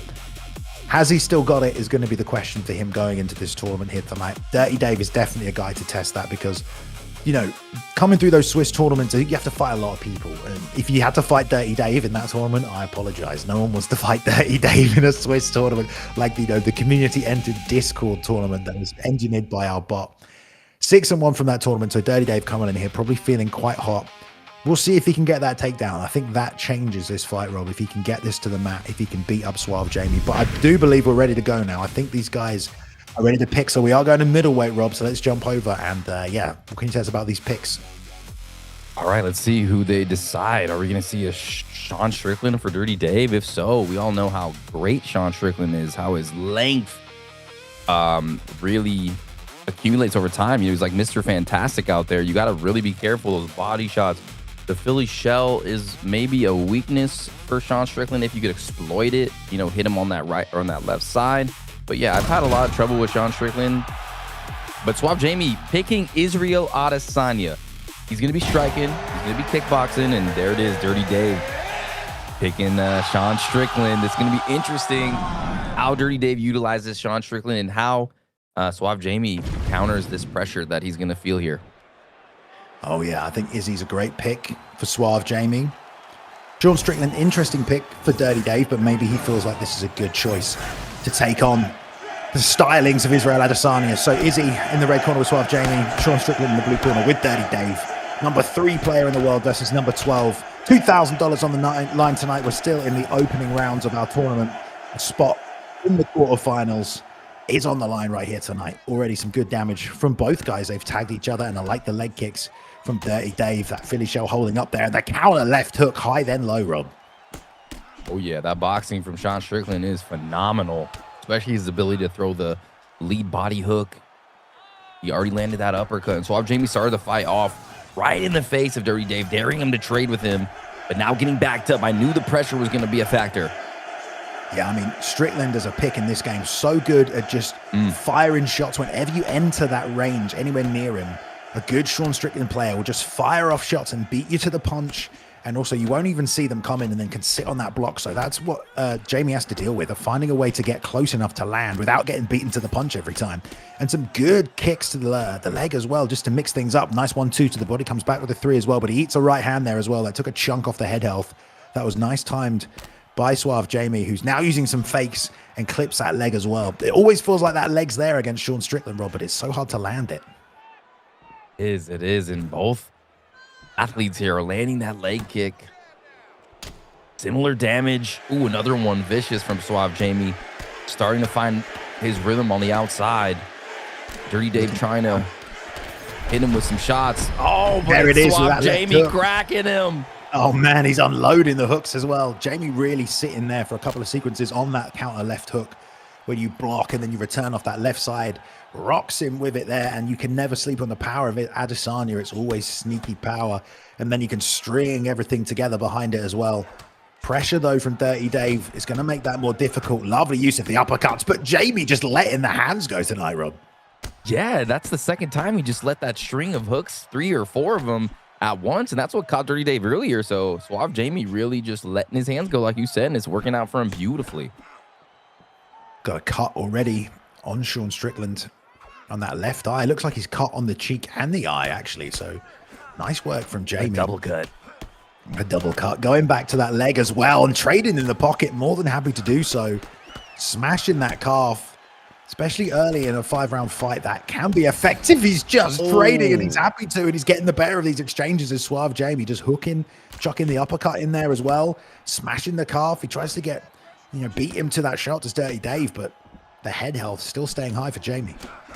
Yeah, and Suave Jamie knows that the weakness of Sean Strickland is that right hook from Israel Adesanya. That right side is open in the Philly shell, and again, he's attacking it that time with the head kick. There's a lot of damage, there's an injury, and right now Suave Jamie has taken control of this fight. Good damage early from Suave Jamie right there. DirrtyDave, a veteran. I know these guys have probably fought each other before, but DirrtyDave relearning everything about Suave Jamie right now with this Izzy pick. Like you said, that right hand, Rob. Exactly that. There it is again in the replay. Busting up that side of the face, man. DirrtyDave's got to adjust, Rob. What do you recommend here? Yeah, he's already seen that hook flurry that we were looking at, Bailey, and he's got to figure out a way to lean back, to duck, to get out of the way. Right now, he's just relying on that Philly shell, and Suave Jamie's just cracking him right through. He's smashing through that Philly shell with the hooks of Israel Adesanya. Great work again by Suave Jamie, and he's starting to surge forward a little bit more now, turn that pressure around. DirrtyDave still catching these shots, and there's a left hook that lands for him. But now a southpaw switch back to orthodox for Jamie. He's going to be looking for that right hand, smashing the leg, but I don't think he's worried about that. Jab lead hook straight lands there for Jamie as well. Does a nice job firing that off and trying to find a home for the lead hook as both men. That calf gets chipped one more time, pulls the right hand, but both men not able to land. Not able to land. They both want to. Suave Jamie, though, connects on that ill-advised leg kick from DirrtyDave. Gives him one for punishment, for revenge, and again, just chipping away on that left leg. Bang! And again, another right big shot. Bang, bang, bang! And another right hand. He's down, face down, the ground and pound. They're gonna let him up, though. That's crazy. Oh, and he almost eats an uppercut himself, but he pulls and lands another left hook. It might be the ground and pound here. Can DirrtyDave survive? Oh, he can. But for how long, Balian? He is on wobbly legs, no head held left. And Suave Jamie is letting those kill hooks fly. And DirrtyDave's just standing there, just eating them. Trying to show some head movement is Jamie. DirrtyDave, man, in all kinds of danger. He gets taken out one more time. Right, left hook, and now he puts him out. Great work by Suave Jamie there, executing DirrtyDave in the second round. It was competitive at the start, but that second round was all Suave Jamie. Capitalizing was that big right uppercut he landed off that leg kick that you called there, Rob. And after that, it was just damage on damage on damage. Lovely pull left hook to finish it, though. Oh, yeah, just brutal right hooks, brutal hook flurries. Strung them together, just let them fly like an eagle. And, yeah, he got his prey. And, damn, that was dominant. That was not even close in the second round. I mean, Suave Jamie just annihilated the one, the only, the DirrtyDave in vicious fashion. That was a beautiful knockout against a dangerous Sean Strickland pick, too. And he had the perfect strategy. Unfortunately, DirrtyDave didn't duck. He didn't pull. He was kind of relying on that block a little too much. And Suave Jamie capitalized brilliantly, Balian, to move on in the first round. Yeah, it can be hard to deal with a good Israel Adesanya player because he got the boxing on the inside, especially that left hook and that right hand. But then at the same time, if you sit on the outside against Izzy, he can pick you apart. He can use those kicks and that kicking game as well. So creates a bit of a conundrum on how you deal with that matchup. It seemed like the strategy early from DirrtyDave was going to work. Using the boxing, picking him up. He was throwing some good shots to the body. He was going low. He was finishing up high. He had his own left hook going as well. Both men battering the legs, trying to set shots up. But ultimately there, I mean, it's a great performance from Suave Jamie, who, you know, I don't want to say Suave Jamie's a dark horse in this tournament because he is number 3 in the world. But with all these names in this tournament, Rob, Suave Jamie very much could be a guy that goes home with the $2,000 tonight. Yeah, 100%. I mean, especially after that performance, he's come to play and he's got so much experience and talent behind him. It's just, can he put it together under the bright lights? And most likely he can. And he already did against DirrtyDave. So I can't wait to see how he competes against all of these killers. It's like the gladiator arena. It's like we're in Spartacus and there's so many legends fighting against each other. And we get to witness it right here, right now. But Balian, we're going back to a fight that we were going to cast earlier, but now they are ready. Fadanator versus Kieran Crow, number 5 versus number 78, FSK versus K1. Are you ready? Let's go to it. Like we said, we're going to finish up this left-hand side of the bracket. These guys are ready. We are going to do lightweight. We do know Topuria is going to be locked in here for Fadanator, but Kieran Crow on the other side, we'll see what he picks up. Obviously, Kieran Crow won Marshall's tournament. And speaking of Marshall, I know he was supposed to be here accommodating today. He's unfortunately not able to make it. We're all very sad about that. But you've got me and Rob. We hope that's all right for you anyway. Kieran Crow, though, sitting on 6-1. He had, you know, some experience before. Ranked number 78 overall with just only a few ESFL fights. 83% finish rate here. But the WTC bot heavily favors Fadanator in this matchup and expects him to do well. He is a stand-up from UFC 5. He's also a Season 1 Xbox champion on UFC 5 and is coming out guns blazing here with Ilia Topuria against Kieran Crow's Khabib Nurmagomedov.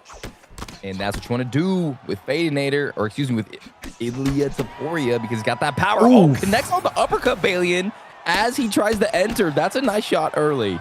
Yeah, that is a perfect time shot. And also that's going to really make Kieran Crow hesitant. You can play with Khabib, you can throw that overhand, but you need to get top position, especially against someone like Ilia Topuria. See what Kieran Crow's strategy is to get this fight to the mat. If he's coming in here to grapple tonight, maybe he knows Fadanator is just that good on the striking realm and he doesn't even want to take him here. Nice little back step, but that kind of was a bit telegraphed. After he reset that distance, Fadanator recognized it, but he gets to the back here. He might be able to get a suplex off. Going to drag him back down in the cross, but Fadanator back to the feet. Fadanator fighting absolutely perfect so far. Not one mistake. Unbelievable striking, mixing it up so well, Balian. Uppercuts, jab, lead hooks, just timing everything, really making Kieran second guess himself. Should I dive? Should I not? There it is. Can he get the takedown? No. It's Fadanator trying to counter him in the clinch, but wow, Fadanator's looking good. Gonna say, tried the counter throw, didn't get it. Left hook lands though for Kieran Crow. Tries that long guard, but that uppercut is real money for Fadanator, man. That's busting through the guard. There's another single leg, little trip. No, excuse me, a hip toss. And over the top he goes. Kieran Crow on his back, Fadanator on top. Let's see if he wants to roll through this position. Gonna take the back sit as well and try and thread the submission game of Kieran Crow right here. We'll see who comes out on top of this exchange. You got to think any kind of grappling slightly favors the Khabib pick because he will lose less stamina in these exchanges, but I hardly think that'll make a difference given how much damage Fadanator has been landing. Yeah, and Fadanator just looks so on point right now. Just every sequence, every move, he just seems to get ahead of Kieran here, and Kieran needs it. Look at that, boom, another counter, building up that GA, Balian. What's he gonna do with it? Man, he's controlling these exchanges right now. Yeah. There comes the butterfly hook, takes him back to full guard. Not much time left on the clock though, and Fadanator just says, you know what, let's get back up. I don't want to pass. We're gonna go back on the offense, and lovely work there on the return from Kieran Crow, but Fadanator now has that Ilia Topuria flow state locked in. If he takes that back step towards that cage, you can expect it. Low ankle pick defended by Fadanator, who I think isn't too worried about the striking game, so keeping those hands low, gets the flying knee off before the trip attempt as well. Oh, you saw a fake takedown for Kieran. Fadanator's not having any of it right now as he's just backing up, connecting on Kieran. Kieran trying to figure out, how do I break through the carapace of Fadanator? He really hasn't done much in round number one. Oh, there it is. Picks him up and slams him. That's going to do some nice body health and maybe a little moral victory going into round number two.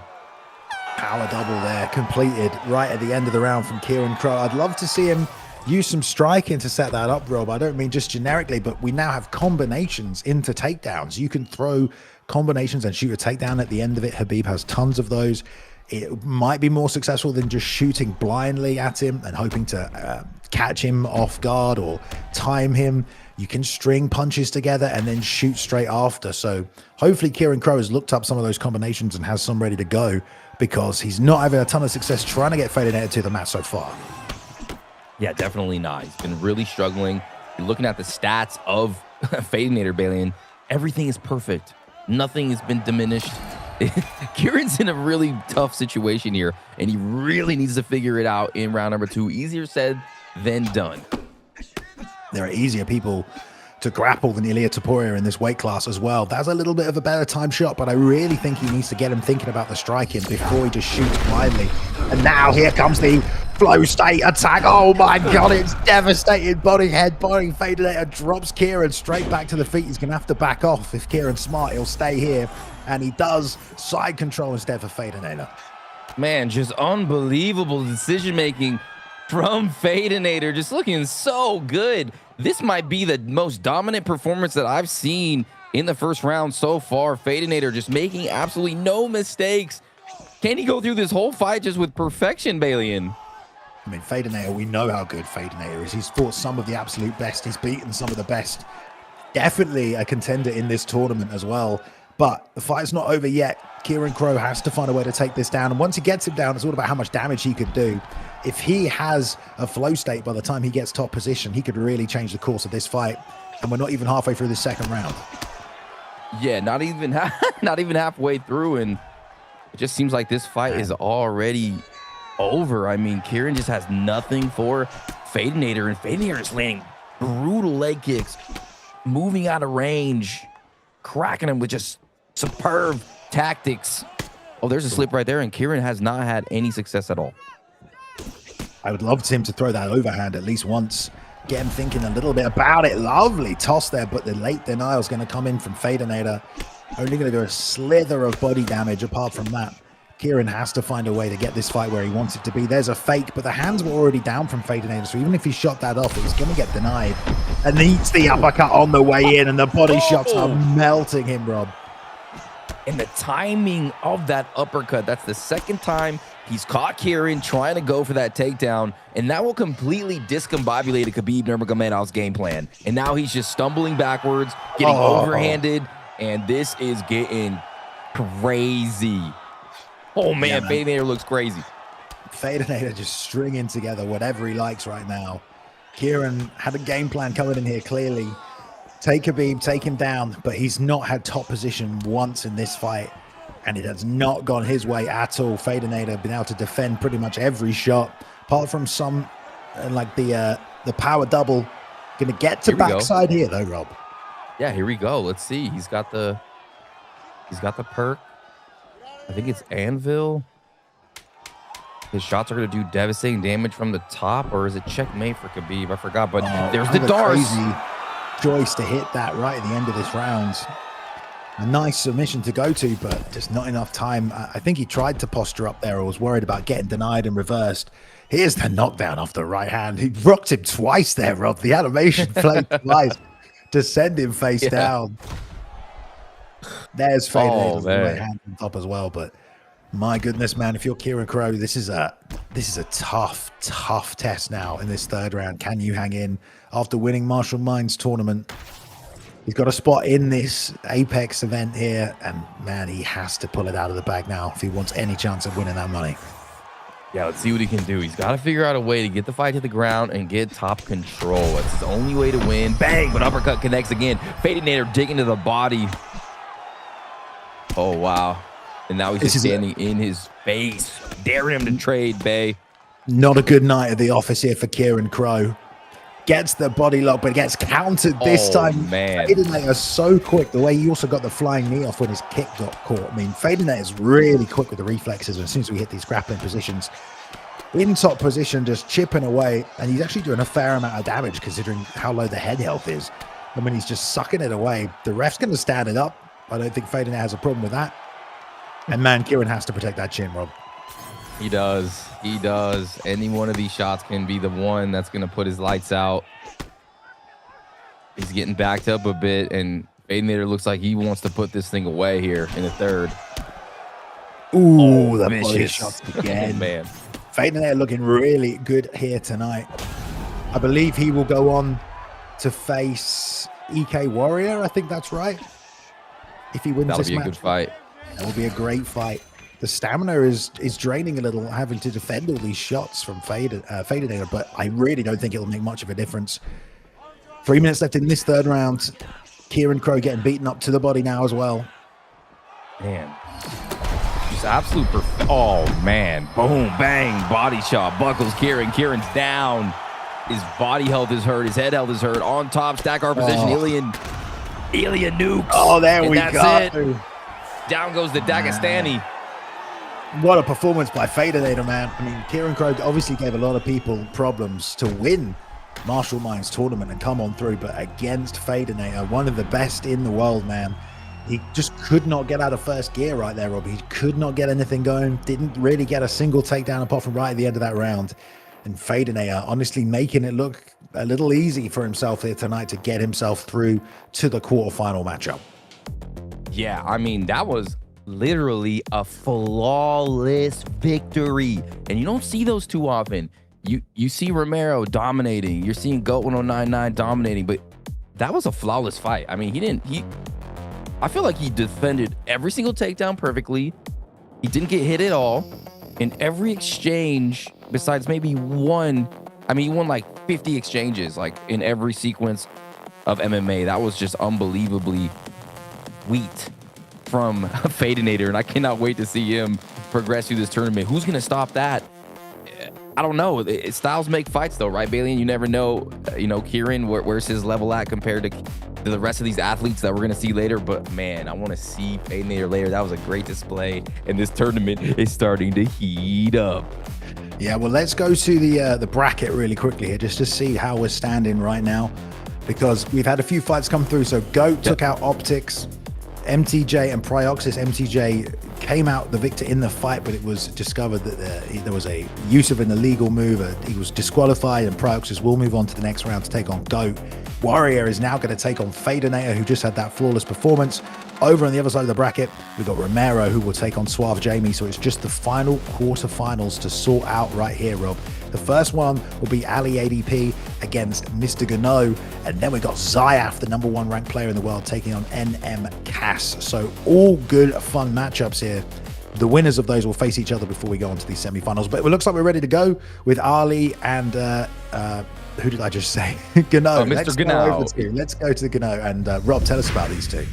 Yeah, Mr. Gano is our only player here from Morocco, which is very interesting. Went 7-0 Balian in the Swiss tournament, and he's going against Ollie ADP10. If you guys forgot about this guy, he is from Canada, UFC5 standout, and he reached the 2025 Grand Finale tournament final. This guy is very good, 12-3, ranked 20 on the Legacy rank, but Mr. Gano a little unknown besides that Swiss run. So we're gonna see what he brings to the table. Can he, fight in a tournament like this and perform and fight a guy like Ollie ADP10? Let's find out. And we're gonna be in the middleweight division. I'm excited to see who these two are gonna pick. Yeah, Canada versus Morocco. Obviously, Ali, number 20 in the world as well. Actually has 3 title wins, of course, as well. Was that seasonal champion. 85% finish rate is pretty high also. But yeah, Gano coming in as a bit of an unknown. He went 7-0 in that Swiss, Rob, which is very impressive, isn't it? Absolutely impressive. Especially when you consider over 100 players signed up for that from the Discord. There were so cool. ESFL veterans in that. If you want to sign up, guys, as well, get in the ESFL Discord. You can. The bot is in there. It will record your matches automatically. You can play against each other, and you can try and earn yourself a space into the new season as well. But here we go. Ali ADP with a Sean Strickland pick in the red corner. And then we've got Mr. Gano with Israel Adesanya in the blue corner here. No crowd. No crowd. Silence. Every shot we can hear. Ollie ADP with Sean Strickland. We saw Sean Strickland get beat up earlier, but let's see if Ali can use him a little bit better. Putting the pressure on Gano. And that's not what you want when you're playing against a Sean. We saw the power of Adesanya kind of overcome that Philly shell, especially that right hand as well. So we'll see if Gano can make that a weapon for himself. I don't know who picked this camera angle, but I don't think anyone likes it. But apparently this is what we're going with here today. Lead hook to the body, though, from Ali. The patience from both guys is evident so far. They exchange, though, when they enter the pocket. Kind of similar to the last matchup we had between these two fighters, where as soon as they went toe-to-toe, they were just letting the hands go as quick as possible. But Gano's landing some stiff shots on Ali right here. Yeah, he is. Ooh, connects again. And Suave Jamie threw a lot of hooks, a lot of right hooks in combination, while Gano is just pop-shotting one at a time, two at a time, trying to keep him at bay. Nice teep right there. It's hard to get damage with those teep kicks. It's only really when you're moving into it or stationary and slipping. But that one takes him down. Give a little chunk of damage there as well, which isn't too bad. And there's the uppercut. Lead hook gets blocked, though. Well done from Ali to get that hand up, because that would have been a nasty combo to eat. And a good bit of head movement there as well, pressuring. Working off the jab. Trying to combo back to the body. But, man, Gano's looking pretty sharp here, Rob. He's landing a lot. He's finding holes. And he's not forcing anything. Yeah, and he's blocking really well and connecting. Ooh. There was one from Ali, snuck in the head kick. Left hook. Ooh. Landed there Nice as from well. Ali. But already the flow state with Ali.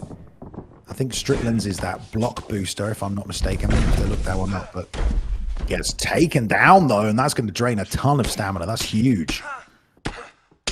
Into the stack position and some good shots here from the top. That hurts. Here comes Gano. It is bulwark on Sean Strickland. That is correct. Ooh, okay. Bulwark. Just to double check that one for you. Nice 1-2 and the 3 to the body. And a lovely 2 right there. I mean, both these guys kind of pot shot in here tonight. That was a nice placement from Ali. He's definitely playing more defensive, I feel like, than Gano. Gano's not being overly aggressive, but mixing things up. There's the lead body kick, which is a nice weapon, same side stance as well. Both men flow state, lovely roll under with the right hand and doubles up on the left hook to the body. Good work from Gano, continuing to pot shot. Close first round, but I think the damage on the side of Mr. Gano. Yeah, slower pace fight than what we've seen so far. More tactics, or more tactical and more blocking of the body and the head and really trying to defend themselves. But it is Gano who's landed better and has been able to string some combinations together and do more damage on Ali in round number 1. We'll see if they start heating up or if they're going to keep with this methodical pace. Catches the kick early and runs into the fence. Don't forget today, this tournament wouldn't be possible if we didn't have crossplay as well now. UFC6 I know. Huge factor in this. But there's a big shot right there from Gano. Lands probably the biggest shot so far in this fight. Takes a huge chunk of that head health off, which is slowly starting to dip down. We're seeing that black overtake the green there on the side of Ali ADP. So he's going to have to be a little bit more careful about when he's entering, because he's kind of getting tagged just like that, Rob, just stepping forward just a little too soon sometimes without putting something behind it and letting go of that block. And Gano's really doing a good job of reading whenever those hands come down. Yeah, every time he's able to land, he mixes it up really well. Here comes Ali again, trying to walk down Gano and do some damage, just unable to stay in range when he steps in. Here's a couple good shots, though. Oh, lead hook. Boom. Nice body shot, though. From Ali, wanted to send it back, slips the right hand and cracks it with the right there as well. Nice work from Gano. I like the methodology behind the striking from Gano, but he eats the head kick into a takedown from Ali. Apparently, he wanted to get that top position, gets sprawled on. Going to pull half guard, though. Okay, we're going to see how this plays out. Yeah, a little groundwork here. You know, Ali wanted to bring it here. Let's see what Gano does. Just some grapple advantage. Short shots. He's got it. He's going to go to full mount, but no. Ali says, hey, I'm ready for that. Chipping away with those short shots. And to the body as well. I mean, it's hard to tell who's winning this round because both landed a big shot. And now we're back on the feet. 2 minutes still to play for. That right hand from Sean is so nice, though. Right down the pipe. Hard to see. Lead body kick. That's nice work as well from Ali. And then again, tagging him as soon as he opens up that block. Both guys have a very similar strategy in this fight. Just beat you to the punches before your offense gets started. And I love the lead body hook right now from Ali ADP, Rob. Yeah, I'm loving it too. It seems like Ali's starting to find his rhythm, starting to find his momentum a little bit. I'm feeling the shift. Ooh, as I say that, though, a couple big shots land for Gano. And this is just such a great, evenly matched fight between these two. Oof. Oh, another vicious body kick, Bailey. And Ali taking round number 2, possibly. Yeah, working the body over, all on that lead side. Just have to be careful he doesn't get uppercut. Oh, lovely left hook, right hand right there. Beautiful timing from Gano, and a slip from Ali keeps him in it. A lovely pivot. Love to see the pivots underutilized in this game by a lot of the top players. And that was a beautiful, beautiful job. Off the same side of that right hand to hit the pivot straight after, save himself some grace here, but doesn't mean he's out of the woods yet. Taking a lot of damage from that right hand. Definitely, he is. Ali is making Gano miss a lot, and that stamina is going to start playing into this fight as we go into 3, 4, and 5. If you can keep making Gano miss and not take too much damage and recover with that cardio and the chin and also the bulwark perk, you might be able to come back in this fight. This is a very interesting development here in this first opening round between these two. I'm excited to see if Ali can keep going or if Gano's going to keep finding that target and take him out because he's doing good. It's a beautiful two-piece combination from Gano, the right hand, the left hook.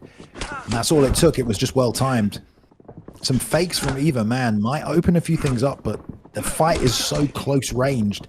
There's no time to fake because if you don't go first, you're getting tagged with a punch in a fight like this right now.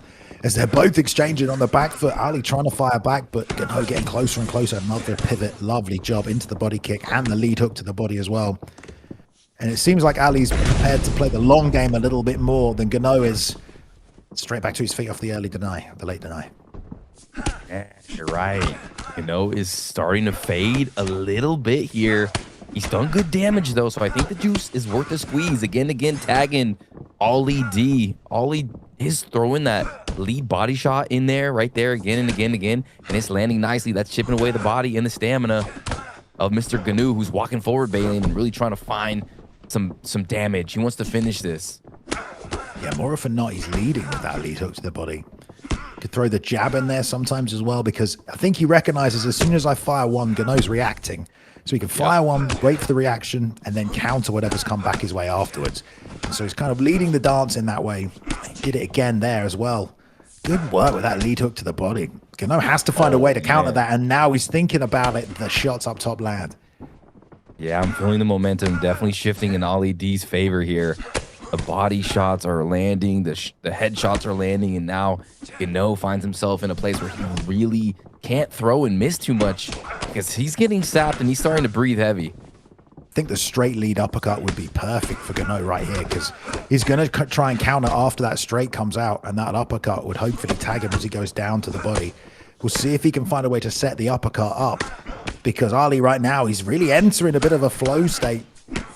And there's a nice lead uppercut right hand, and he's letting more shots go in combination. Walked into that right hook. That was nice from Gano, but look at the slips afterwards. That is going to drain the long-term stamina just by getting those shots slipped. It's a question of, can he last the head health though, Ali, against the wear that's appearing on Gano. Yeah, exactly. It's getting interesting because the block on Sean Strickland is dwindling. The Philly shell doesn't protect you as well as some of the other blocks, and the head health is also low. But man, Ali D is starting to deteriorate that stamina more and more. But it doesn't matter. The right hand lands. He activates the flow perfectly. That bulwark, like you were talking about, Bailey, keeps him in it. Nice knee as well there. Yeah, at least that's going to buy him some time. Not much time left in this round. Good recovery stat on Sean Strickland as well. And look at that body work he's able to get off at the end of this round as well. This is all going to pay dividends. Wow, man. This fight is interesting, Rob. Very competitive fight, this one. Really competitive, and I'm wondering what's going to happen in rounds 4 and 5. It's like on one end you got King Ali or Ali D, he's hurt. He can't take too many of those right hands. He's got to really be careful. He doesn't have the block. But then you have Gano who's starting to fade, losing stamina, eating a lot of body shots as we go into round 4 and 5. So which player is going to be able to capitalize on the work that they've already done? And yeah, I'm intrigued. Let's see. Both guys fighting great. If any fight has been to round 4 yet, Rob. Really? Holy, okay. I think I'm right about that. So here we go. Here we go, our first 4th round. Tonight, so many finishes coming out. We gave these guys 5. No one's needed it, but this is definitely needed in this fight. It's been very close so far, and there's been a real momentum shift. And also having 5 rounds has changed how these fights have played out early, and a beautiful counter there from Gano. Drops him, huge damage, and that's really, really a danger zone situation right now for Ali with that head health. Well, he's got to watch out for that right hook. That right hook is money right now for Gano. He has to keep moving and grooving and hitting Gano without getting hit. Easier said than done. There's the takedown. Finally able to complete it into side saddle where he could work. And, Sean's got some ground game. Nice, that get up right there as well as he tries to get through the backside. Goes back to side control. And the stamina going to play a bit of a factor here as well. I doubt we'll see any submission attempts, but things are getting drained. You saw a chunk of the long term just tick down right there again for Gano. Every time you make your opponent have to transition as well, it can cost that long. There it is again with a deny. More long-term stamina coming down, and more long-term stamina coming down right there as well for Gano as he tries to transition. Gets himself back to half guard, but this is all costing him, and it's all helping Ali start to creep ahead, but he's taken so much damage, Rob. Yeah, he has. This is huge for him, though, in round 4 to be on the ground, on top, really sapping away. It seems like Gano is using power transitions to try to get up. That's why that long-term stamina is taking a hit. It's that deny on that left side, trying to build GA. This is a tough spot to be in for Gano. Posture up, shots to the body, nice. Catches it. He really needed that, I think, just to buy himself a bit of time to breathe. And he can maybe get a little damage off of his own here. Punished Ali for wanting to get this fight down to the mat. Both men are chipping away. The ref will step in here soon if neither man tries to transition. Both trying to build GA. There's a lot less arm triangle fakes these days from half guard, and sometimes it just stalemates out that half guard situation a little bit. Yeah, it's tough. Oh, right off the bat, left hook. Oh man, Beautiful. And the right hand lands. Great work from Ali. Man, that he's completely evened up the head health damage now. Wow. That turned the tides of this fight. Both men are hurt, and both men could still get finished, but Ali coming. Talk about a comeback in this fight, Rob. Yeah, just slowly but surely coming back with Sean Strickland. Chipping away, breaking through that block on Gnu. Gnu needs that right hand. He needs to land something big right here to remind Ali. But no, it's Ali reminding Gnu, I'm still here and I'm cracking you with big shots, but Gnu's still walking him down, babe. Man, that body shot is continuing to be a problem, and he has to watch that straight right. The left hook came up high, double shots to the body. He's all over the place. He's shooting desperately, turning into a wrestler now. And Ali ADP is not stopping this offense. He's coming for the kill, Rob. He is. And now Gnu's got that animation debuff because of the stamina being so low. And wow, Ali's got him right where he wants him in this 5th and final round, Bailey. And it's going to be hard. Gnu's going to have to land something dangerous. He's going to have to land a right hook, an uppercut, a head kick. He's got to make Ali D miss and make him pay and get this back in his favor. Because right now it's Ali D's fight. Here we go. 5th and final, like you say, all to play for. Ali D swinging with the momentum, but he is hurt himself. If a counter shot comes out from Gnu, he can find his way back into this fight. It's going to be a tough test, though. There's that kill shot. A slip right hand, Robbie takes it up. Beautiful job. What a fight. What an absolute war.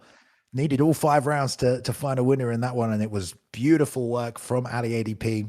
Changed the game plan up, Rob. It was that body work. He started landing that left hook to the body, challenging him a little with that left roundhouse, and then opened up the head. That straight right was coming through. Really, really good work from Ali ADP. Yeah, 100%, Balin. You called it. It was that body work and the relentlessness and just surviving and thriving. And as the rounds progressed, you kind of felt the fight shift towards Ali D. And unfortunately, Gnu from Morocco lost, his stamina, and he just was unable to keep up that pace with Sean Strickland, who was just attacking the body in just a relentless pace by Ali ADP. And that's what you want to see from an ESFL competitor, to face a little adversity early and to come back in later rounds and to get the win. We got a tournament here, and oh man, I'm excited for this next one because we finally are going to be looking at the young prodigy Zyaf and NM Kaz, the final first round fight, right, Balian? Yeah, the final first round fight. Here we go. After this, all the quarterfinal matchups will be linked in. Shout out to Marshall Mind as well, who's managed to make his way over. Appreciate you being here, Marshall. Understand you couldn't make it to the commentary team tonight, but we still have some great fights to watch as well. Anyway, so final matchup, Zyaf taking on NM Cass. Rob, what can you tell us about these two? Let me tell you everything you need to know about these two. Okay, we'll start off with NM Cass. 566 in the legacy rank. 0-1 from Scotland, pressure striker, but he does train with elite strikers. He went 6-1. He was actually a replacement from the Swiss tournament, so he has all the opportunity in the world to really make a name for himself. But he's going against the young prodigy, ladies and gentlemen, the #1 ranked player from the USA, 43-12, 88% finish rate, won the GOAT1099 tournament to get here, the undisputed UFC4 double champ, the ESFL all-time leader in KOs, one of the best players in this tournament. This is going to be a tough fight. David versus Goliath, if you will, Balian. We can go with that, definitely. That sounds about right. Zyaf with Ilia Topuria in the red corner. Coming in, Cass in the blue corner with Conor McGregor. Here we go. Lots of lovely lead hand work into that rear uppercut already from Zyaf. Found a beautiful home for it. And that wakes Cass up straight away there, Rob. Got to be aware. Needs a left hook as well. Yeah, right away. Zyaf, the young prodigy, scoring early against the dangerous Conor McGregor pick. Cass needs to be careful here because Zyaf lives in this pocket. He lives in the chaos of the phone booth. Ooh, a couple good shots there, though. Balian connects on him. Man, he needs to take a second to regen that health just a little bit. He cannot sleep on the power of Conor McGregor. Nice slip there on the left hand, which kind of saved him. But Zyaf, the #1 ranked player currently in our legacy rankings, coming in definitely as a hot favorite to maybe take home $2,000. I know he'd like to take that money home. Needs to stay on point, though, in the face of Cass and that power that Conor McGregor's got. Nice slip one more time with the uppercut that time. Not firing back, but content to play defense, especially because it will drain that stamina, and also doesn't want to take any of those risks, maybe. But Cass doing a good job letting the hands go now, Rob, and faking and countering. Beautiful. Fake left, block low, counter left hand over the top. Nice work. Definitely nice work. And Zyaf will put himself in the fire. He'll take one to give one. He's the definition of risk management, and he's getting tagged big time here by Cass. He needs to be careful. He's getting walked. He's walking him down, but oh, wait. Wait, hold the phone. Bang, head kick, down he goes. Totally changes the narrative of the first round, just like that. Exactly what you said, Rob. Stays in the fire to take one, and you were just like, why is he standing there eating these shots? And then counter left hook out of nowhere, and the head kick on it. Sends him down and gets top position. Wow. Definitely ate a bit of damage, but nice shot. He's actually losing on the damage, but that will score on the judges' cards here. Now, what can he do from top position as well? Yeah, you know, he wants to get something going here. He probably wants to get a submission. He wants to hold him down. He wants to make a play. Stack our position. He's going to be able to do some damage here. Here comes the straight punches right down the pipe. Bang, bang. Oh, my God. The damage of Ilia Topuria detonating on the Irishman. Beautiful job. Free damage from stack guard. Take advantage of it while you can. Don't worry about passing. Just get that damage off. He's done exactly that. And now tries to get the full guard posture up out there as well. Denied by Cass. He's going to buy himself some time. Less than a minute left in this first round, though, to get things going. This is a little bit dangerous for Zyaf, though. He's taking a lot of head health damage. Ooh, he needs to get this here. He needs to posture up. He does get the posture up. He needs to do more damage. Oh, man. Unfortunate for Cass, because he missed 3 transitions right there and then eats a ton of damage from full mount. Rolls to his knees. The rear naked choke with the armbar gets blocked right there. Nice work from Cass, but he's going to take more of these shots on the back. And this is just a plethora of strikes right here, Rob. A Plethorosaurus Rex, man. This is crazy. Man, Zyaf's just bringing it. He gave him the double fist. The double fist. The lobster. The lobster. Clay Guida special, that one. Oh, yeah. All right, well, great, strong first round from Zyaf. Did eat some damage, though. Cass was mixing his shots up nicely. You talk about risk management, managed it very well to get that knockdown off the head kick as well. So we'll see how the second round goes. He's standing right in front of him, toe to toe, Rob. Yeah, Zyaf's got to be careful, Bailey. And, like, he's definitely winning, but Cass has done some good damage. This is very smart from Zyaf. Get that takedown. Cass unable to defend it.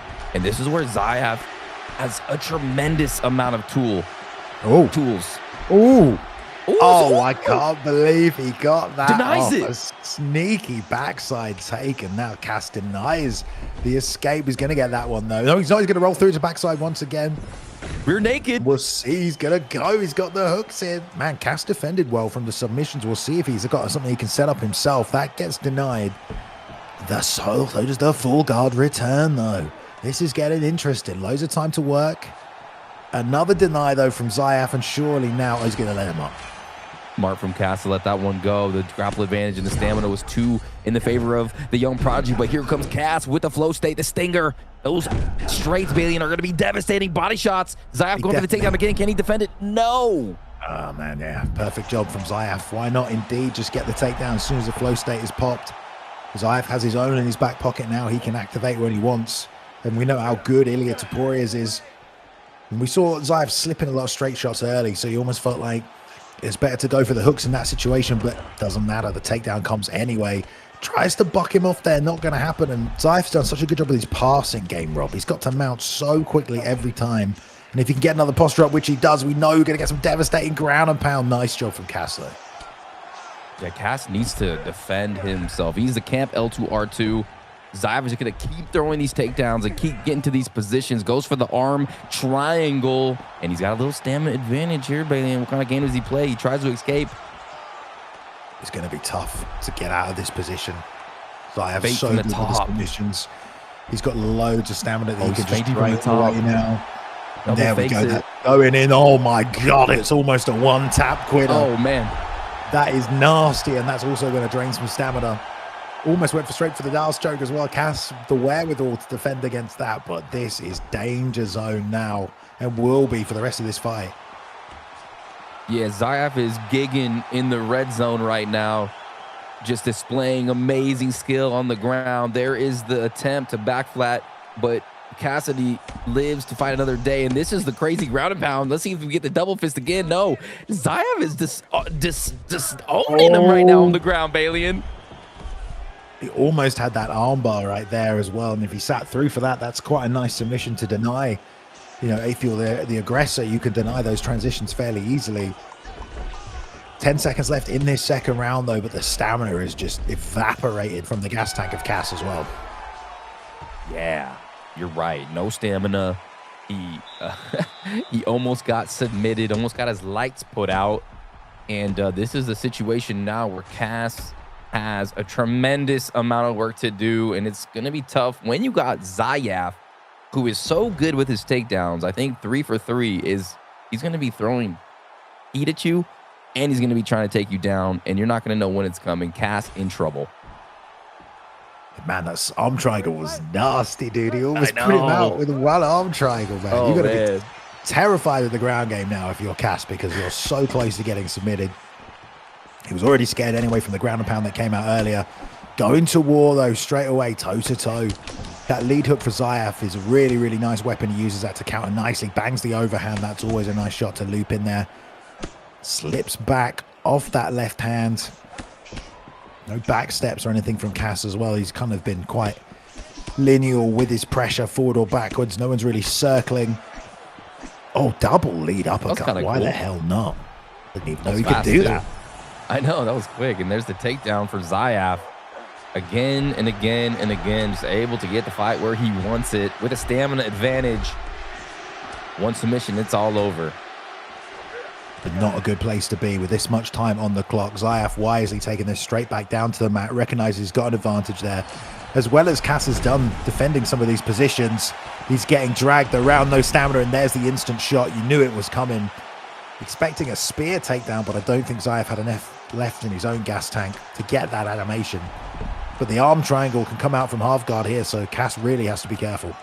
He does, and Cass is competing here. You see him defend, and right here, ooh, gets this position. I don't know if that's a mistake by Zyaf or mistake by Zyaf. And Cass is here. He's still fighting. He's running out of juice, but he's making some good plays as well. Yeah, that's the second time Cass has got one of those bigger transitions off. That's a power get up, I think. I don't know. He lost so much stamina just to get up right there. Oh, the pull counter into the body shot. Nice work there for Cass. This is exactly what he needs. And he's keeping Zyaf honest after he's popped the flow state. He's not landed anything. Didn't really need it. Ooh, good head movement from Cass as well. Bang, connects on Zyaf. Oh, I can't believe he landed that. He's so fatigued. I don't think Zyaf thought he was going to fire back, and it's a big left hand that hurts him. Zyaf has taken some damage, and now Cassidy's sitting on those pull counters and getting some stuff off. The straight left landing there as well. And he's getting Zyaf to back up, be a bit more hesitant. That takedown might come out again, though. Yeah, Zyaf's got to be careful he doesn't get hit by anything hard, because he is losing the head health battle. Boom, again gets cracked with a slip uppercut. Cass having a good end to this third round, fighting valiantly against the young prodigy. But here comes Zyaf. Big right. Oh, what a feint. Rear uppercut right there, coming back up the middle with another uppercut. And this is good work from Zyaf, trying to put a stamp on this performance to get the finish in the third round before we hit championship. I wouldn't be surprised if that submission comes out. He's got 30 seconds. That's a fake. That's another fake. Goes to knee on belly, and he's going for the ground and pound, Rob. Oh, great work by Cass. Great work by Cass. Survival mode, but with cerebral thought. He is in there. You can tell, Bailey. He's making good plays. Oh, but just the feints and the accuracy and the... Oh, man, Zyaf's looking like a killer in there.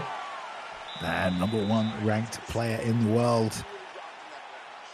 This tournament's so open, though. We've got so many killers that have made it through to these quarterfinals, which will be getting underway after this matchup. This is the last of our opening bracket. Into the quarters after this, and Zyaf looking really nice here tonight. There's the right uppercut that lands. We are going to go to a fourth round here between these two, but Zyaf's had some great moments. Cass, though, has shown some good defense, and he also rocked him with that left hand that round. Yeah, he did. A couple of good shots by Cass. And on the ground, too, Cass is definitely making some nice plays, which is keeping him in this fight. But yeah, we got to talk about Zyaf. This is Zyaf's fight. He's in the lead. He's been landing just beautifully timed feints. We saw one in round 3, and we're probably going to see Zyaf close the show here, but maybe Cass can provide us with an absolute miracle. Oh, right off the bat, Balian, uppercut. Yeah, man, he's still firing that left hand, you know. Zyaf has to be careful. And he's looking for those pull counter shots as well. Slips that one, but the stamina, Rob, it's so difficult to operate when you're like this, and Zyaf is someone who can take full advantage. Oh, yeah. He will. He's just waiting for his moment. Takedowns there. He's against the cage is where it gets scary. Man, you're just waiting for it to happen, aren't you? Fake into the body and coming hard with that left hook, and that really winds that up for a ton of damage, that shot as well. I feel like Zyaf could just start putting some kicks in him as well at this point, but content to just keep boxing. There's that shot one more time, double leg. Let's see what happens here. He's been passing already early on. Let's see if he gets the full mount yet again. Yeah, let's see what he does. And with such a huge stamina advantage, it's going to be tremendously difficult for Cass to get Zyaf off, to defend himself. He's made some amazing valiant plays from the bottom, but I don't know if he's got the steam left to continue making them. Oh my goodness, just like that, Bailey. And he just gets up somehow. I mean, Cass is this kid is a gangster. Will not quit. Will not give Zyaf a chance to finish him just yet. Even though we feel like at any moment it could come. An overhand, a left hook, a body shot into a headshot. Oh, there's the right hook. Bang. Right there. Finds an opening for it. That head hook is so low. The straight sits him down as it bleeds through the block. And man, this is a bad spot to be if you're Cass. I don't see how he finds a way back into this fight, Rob. He has no stamina. Yeah, there's literally no way. It's just a matter of time before Zyaf kills Cass. Oh, jeez. Right hand connects. Detonates.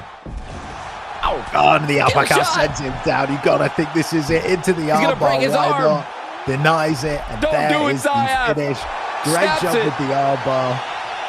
Zyaf showing a well-rounded game here tonight. Walks into the fire, hurt him early, stayed on top, got the arm triangle, drained some stamina, and then beat him up on the feet and on the ground throughout the fight, Rob. Great performance by the #1 ranked player who will be going through to the quarterfinals for the $2,000 tournament.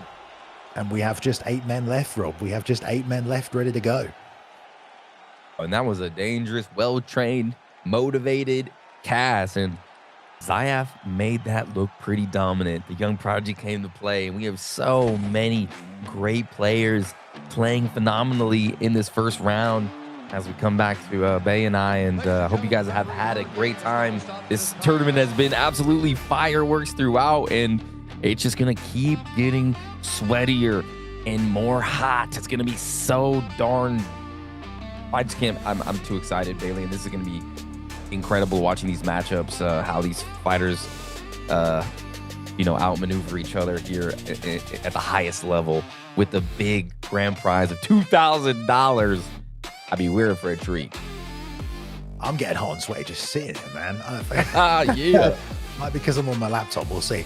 All right, let's jump into the brackets, the standings so far in the tournament, guys. I know some people are jumping in halfway through. We've got an excellent quarterfinals to come up now. Some absolute killer matches, Rob. First one up we're going to have is GOAT1099 taking on Pryoxis. A little chance at redemption here for Pryoxis. Got a switch on the light against GOAT1099, one of the most well-rounded and intelligent players out there. EK Warrior is going to take on Fadanator. EK Warrior has beaten some of the top players in the world. He can beat anyone on any given night, competed in live LAN events, but Fadanator looked flawless against Kieran Crow. Let's see how that one goes. Romero versus Suave Jamie. That could be the finals potentially, but it's here in the quarterfinals. And Ali ADP will be taking on Zyaf. Rob, I mean, 8 men left. Anything surprise you so far about the 8 men we've got in this next round? Nothing has surprised me so far. Maybe Fadanator's excellence against Kieran. That was pretty shocking. But we're going to get a rematch between Romero and Suave Jamie on the right side of that bracket. The same best of 3 I believe we had at ESFL Live. And then I don't know if Ali A is going to be able to keep up with Zyaf there. He did get a win over Mr. Gano, but Pryoxis with redemption against one of the best players in the world. This is going to be a crazy quarterfinals. And let's get into this first fight, Balian. Yeah, let's go. We're going back to welterweight for GOAT versus Pryoxis right now. Ready to make these picks, Rob? Can you imagine, Balian, if Pryoxis is able to defeat GOAT1099 here after struggling a little bit against MTJ, getting a little bit lucky, now in a position where he can actually move on to the semifinals and beat the best player in the world, in my opinion, GOAT1099. Someone that rarely loses, keeps his samurai blade extremely sharp. That thing could cut through a piece of paper. But Pryoxis, can he do it? Welterweight division. Man, Hovering over Max Holloway. It's gonna be very impressive if he does pull it off, you know. I don't know. It's a tough call, but Pryoxis is a very high-level player, and he has a gear that he can tap into. And I think if he can hit that gear here tonight, he might be able to challenge one of the greatest players of all time. I mean, GOAT was undisputedly the GOAT until he lost recently, but he still has every bit of that gamesmanship about him, and I fully expect he could go all the way to the finals here tonight. Real money is on the line here. We've got $2,000. Yes, sir. That is not a small amount of money. Any of these guys would like $2 grand. Who doesn't want $2 grand, you know? So GOAT with the absolute fire profile banner as well. Look at that thing. That's idiot to the point. That's sick, that thing. But here we go. Stephen Thompson versus Max Holloway. What an insane matchup. And Pryoxis, even to this point, man, I got to give him credit because he does not just pick the meta right here. You know what I mean? Like, you got to love this. I feel the same way. Sometimes it's about the fun matchups and the strikers you can get your hands on. But here we go. Pryoxis with Stephen Thompson. GOAT with Max Holloway. What a fun matchup here. And a turning sidekick to get things started from GOAT. And one to the head. He's showing off, Rob. Oh, yeah. GOAT1099. Coming out with that heel kick early, and Pryoxis like those pick the fun picks. And already just getting smashed early from GOAT1099. No mercy from GOAT1099. And Pry did a good job to land the 1-2, but he walks into that head kick. Pry's not had a second really to set anything up or get going. It seems like GOAT has just been all out aggression with the Max Holloway pick coming forward. Yeah, Pry's got to be careful. He's got to keep his defenses up. He's got to keep his block up. He's got to watch out from the damage of GOAT1099. He's got them body kicks ready to go, but he just has to be really careful about when he sends them out because GOAT is pushing forward, trying to close the distance and get the hands on the inside. So anytime you want to land those roundhouses, you have to be careful. Nice pull counter. Something he was trying to hit earlier, but wasn't able to. GOAT standing in the pocket, though. Rarely taking a back step. Not giving Pry any of the space he needs. Now southpaw, and he tries that body kick. Gets the head kick off on the block. And eats one of his own. Oh, man. GOAT1099's flurries here. A string of combinations is devastating. I love that 1-2 lead uppercut he hit earlier. Oh, so well timed into the flying knee. Absolutely caught Pry mid-strike with that. And the head kick. And Pry needs to get on his bike and stay out of range. He's getting back in the fire to shoot back, Rob. Yeah, Pryoxis is just getting hit by perfect execution from GOAT1099, who is just all over Mr. Pryoxis. Let's see if Pryoxis can make anything happen. I feel like Pry just needs some time. He doesn't have to engage in this fight. He can stay on the outside. He can really get himself settled into this fight. But he's going to war. And it's partly because this pressure from GOAT is absolutely relentless. He's giving him no time, but right there when they're trading like that, that is a dangerous game to play. And GOAT with the combination. You called it, Rob. That was filthy. Oh my goodness, this might be it. Oh, he survives with a slither. He's taken so much damage in this first round, though, and really tough now for Pry to work his way back into this fight. He's going to have to be way more defensive on the outside as well. Sometimes this happens to Pry, though. Sometimes he takes damage and then he actually switches in to a bit of a different gear where he kind of realizes, okay, now I've got to actually be way more elusive. But GOAT really giving him no time to think about any of that. He's just marching forward, putting these combinations together, Rob. 100% agree with you from the opening bell. He's just landed the heel kick, the devastating shots. There's a couple from Pryoxis starting to heat up at the end of round number 2. That's what he needs, long, rangy shots, and he needs to make GOAT with. But he's kind of he's moving his head a lot. He's maybe a little rattled early, but look at that gash, the blood coming out of his mouth. Pryoxis is in some trouble early here. This combo was ridiculous. I mean, when you're fighting Holloway, that's the problem. You never know when your opponent's going to stop throwing punches. They can literally just string them together. 2 big shots there, putting Pride down, who took a ton of damage on Wonderboy. Needs to find space to get some of those kicks off, but really haven't had too much success on the offense. He's had some good defensive moments, which is why he's burnt some of that stamina on GOAT. But he has not given him a reason to not walk forward and throw at him. There's a nice body kick and a good combo by Pry at the end of it. GOAT1099 just hitting these. Oh, man. Big shot again. Drops Pryoxis against the cage. Here comes GOAT just swinging. Pryoxis is trying to use pivot lunges to get out of the way to stay alive. But so many injuries and high injury bailing. A broken nose. He has his flow state. But damn, GOAT is fighting tremendously right now.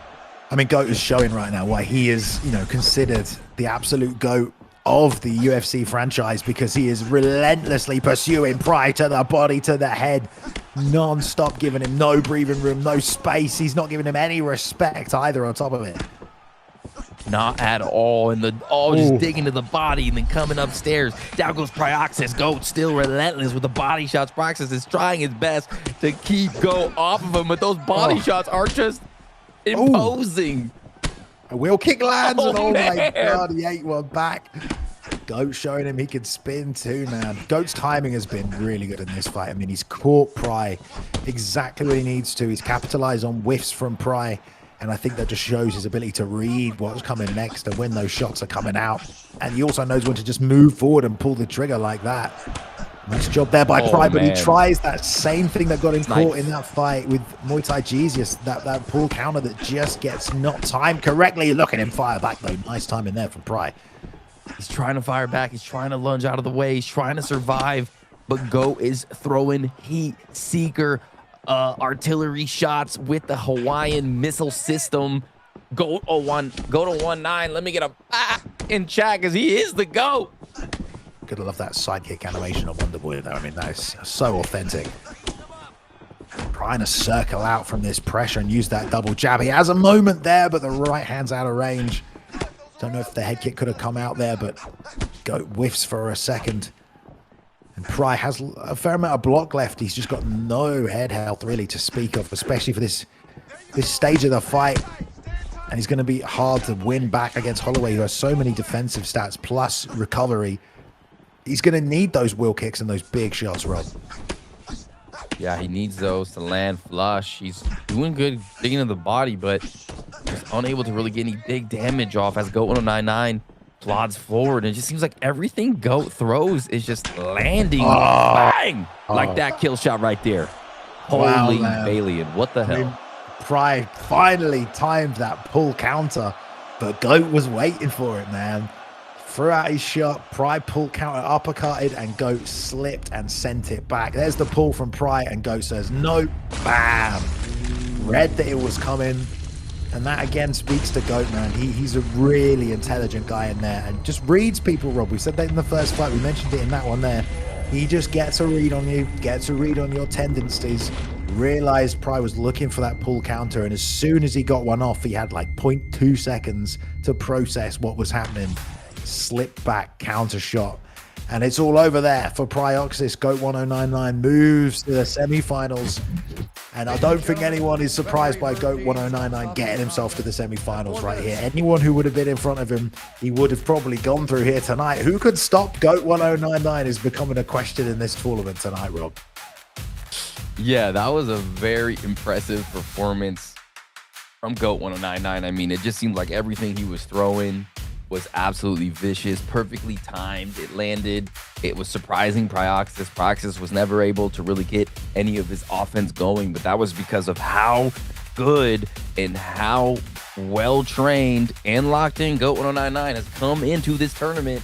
And there's so many other competitors I think could give GOAT a test, but I mean, he passed that one with flying colors, and that's going to be a lot of momentum going into the next round. GOAT1099 came to perform, and perform he did, Big Bay. Let's go. Let's go indeed, man. What a tournament it has been so far. I think we should just jump straight on to the next semi-final matchup. Keep this thing going because these guys are ready to go, Rob. We've got Warrior taking on Fadanator, and we will lock up who GOAT1099's opponent will be in the semi-final. So let's go at featherweight. Great weight class, and it's looking like another Max Holloway pickup coming out for EK Warrior here. I'm so excited for this one, ladies and gentlemen. I know you guys are too, because we saw Balian what Fadanator did to his opponent in round number 1, and now EK Warrior is gonna have to deal with that perfect storm. We know how those guys on the ship dealt with that perfect storm. What was the actor George Clooney? But Fadanator is no, or EK's no, or George Clooney. You know what I'm saying? Holy, it's gonna be crazy. I'm a little too excited. Calm me down, Balian, because I've been looking forward to this one all night. Well, I mean, shout out to the perfect storm. I don't think many people in this chat were alive when that film came out, Rob, because I remember. What a great film. What a good book as well. All right, here we go. The perfect storm incoming right here. Fadanator been fighting well today. EK Warrior, always good, man. I feel like EK Warrior has been slept on his entire career, and he's pulled off so many great performances and upsets. So, Taporia versus Holloway. Here we go. Got to lock it in, guys. $2,000 on the line. You got to make sure these picks are exactly where they need to be for this one. And man, oh man, what a war in store. The winner of this will take on GOAT1099 in the semi-final matchup, the first of the semi-final matchups. Here we go, guys. EK Warrior has been slept on, I feel like, his entire career. Balian is right, and he is proving here that he is the real deal. He's improving so much. But can he deal with Fadanator, who looked absolutely perfect in his first fight? And already Fadanator coming out hot. The damage Fadanator gets off with Ilia Topuria is absolutely disgusting. Nice job from Warrior, though, slipping and ripping back to the body. Good job, nice slip there. Oh, what a combination from Warrior. That was disgusting. 1-2 head kick lands, yeah, and that's EK Warrior's like, hey, you're going to come out fast onto me. I'm going to return the favor, and that's what you got to do in these types of fights. It seems like on Balian, you can't just sit back. You've got to throw your stuff viciously. Definitely, and he set that up with a slip as well, so it took away the pressure and the offense from Fadanator to slip and come back on the inside, but has to be careful, always trading with him. You've got so much recovery with Holloway and durability. You don't need to go to war in the first minute and a half with Ilia Topuria, but try and stop EK Warrior from doing that. Fadanator, though, really just holding his ground in the pocket and trying to sling back. Yeah, and he's using that jab lead hook. Fadanator coming forward, jab lead hook, putting so much pressure on the block, and there it is again. EK sneaks in that head kick, and that gets the respect of Fadanator. Finally, we're seeing some damage being inflicted on Fadanator. Jab there from EK Warrior. Got to survive this opening onslaught. Wings back the right hook and clips him.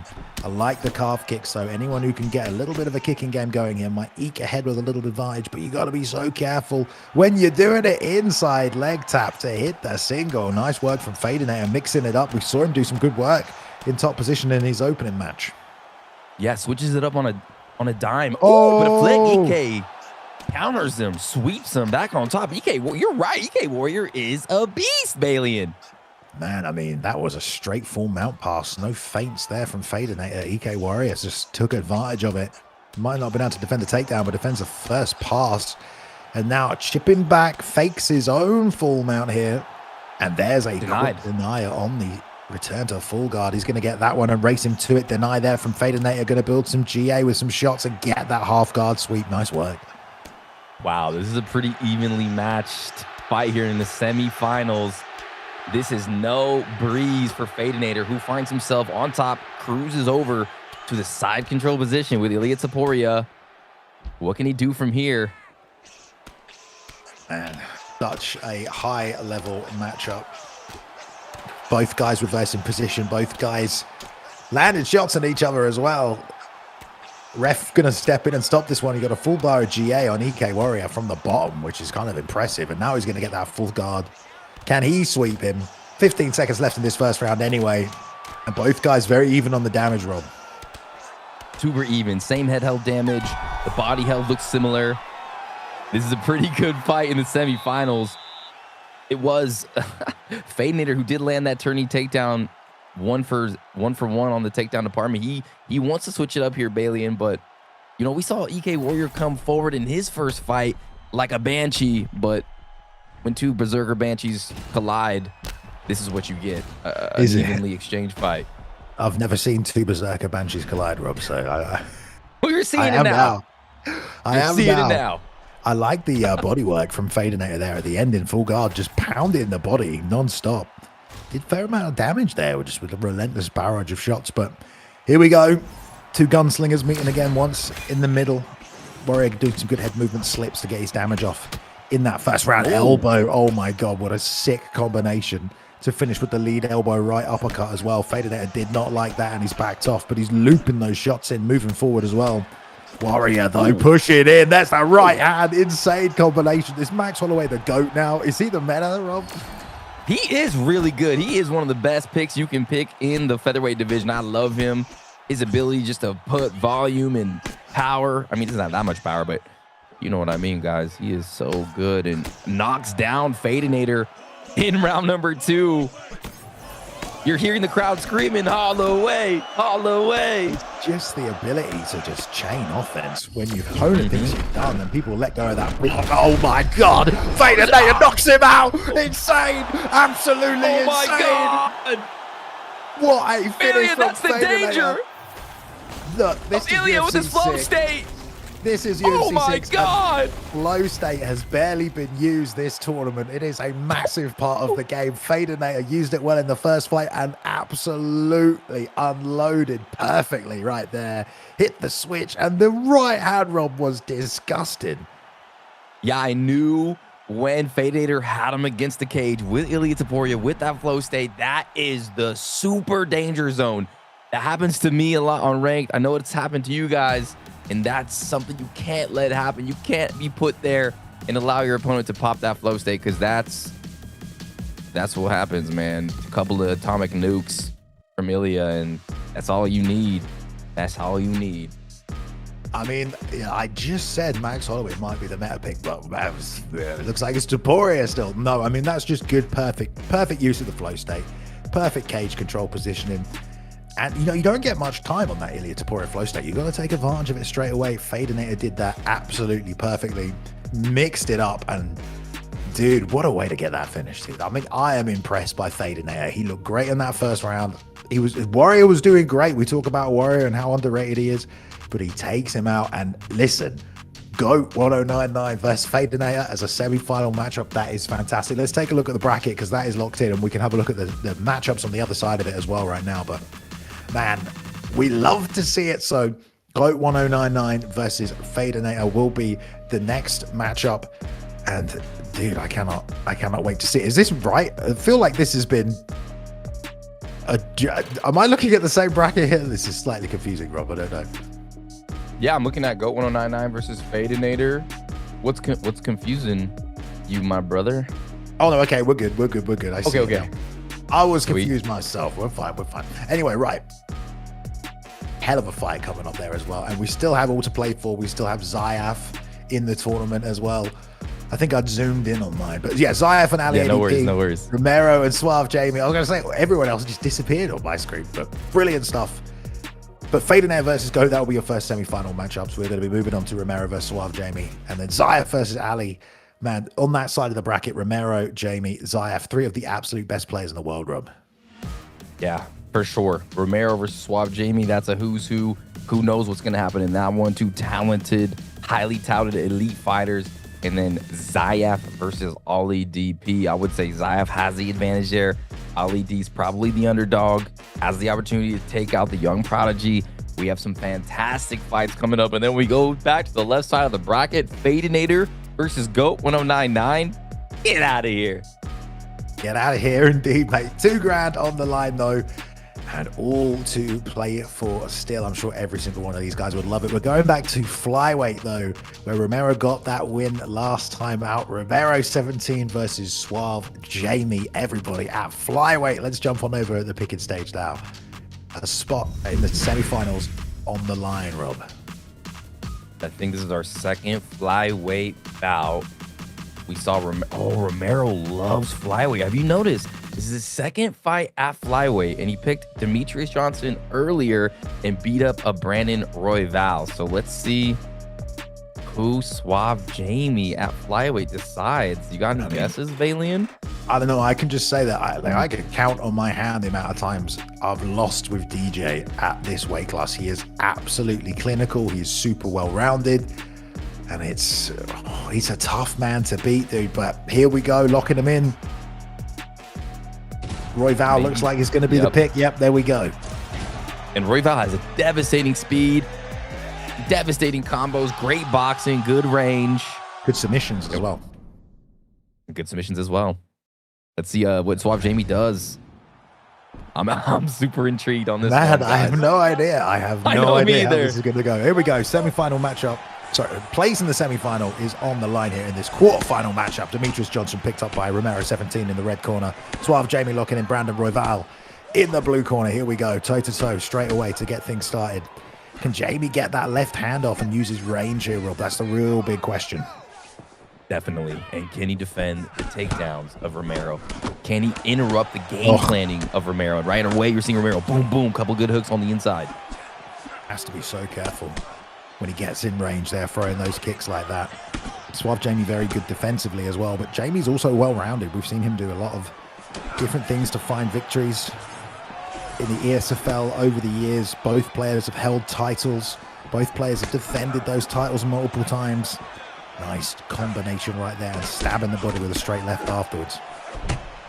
So far, it's Romero's 1-2. He steps in, hits that 1-2, really nice and fast. He's switching stances. Ooh, okay. There's Suave Jamie opening up with a good combo. Another body kick again. That roundhouse to the body, that's such a huge weapon, but getting it off against like a pressure boxer can be difficult, and Romero does move forward and throwing combination. Start stepping on the outside as well, coming forward with the 1-2. Trying to take advantage, a lot of fake slow from Romero also, but Jamie letting the hands go a little more than Romero early here. That's definitely a different fight for Romero here with Jamie in front of him. A little stamina disadvantage, but he's got so much cardio with Mighty Mouse. We haven't seen any takedowns yet, have we? No takedowns yet. Where's a body shot? But you're going to get some of that flow boost from Royval because you've got that unbreakable perk, so doesn't mind too much. Jab lead, hook there as well on the same side, trying to work his way around it. Nice work from Jamie, just popping that straight left down the middle. Yeah, Jamie hard to get the Romero. Yeah, and I was going to say it's hard to get the reach advantage working against someone like Romero, but Jamie's doing a good job sitting on the outside. Yeah, Royval is really hard to deal with when you got a Royval player playing super tight, long, lengthy, mixing it up. It's really hard to get in on a Royval, and to box a Royval is even more dangerous.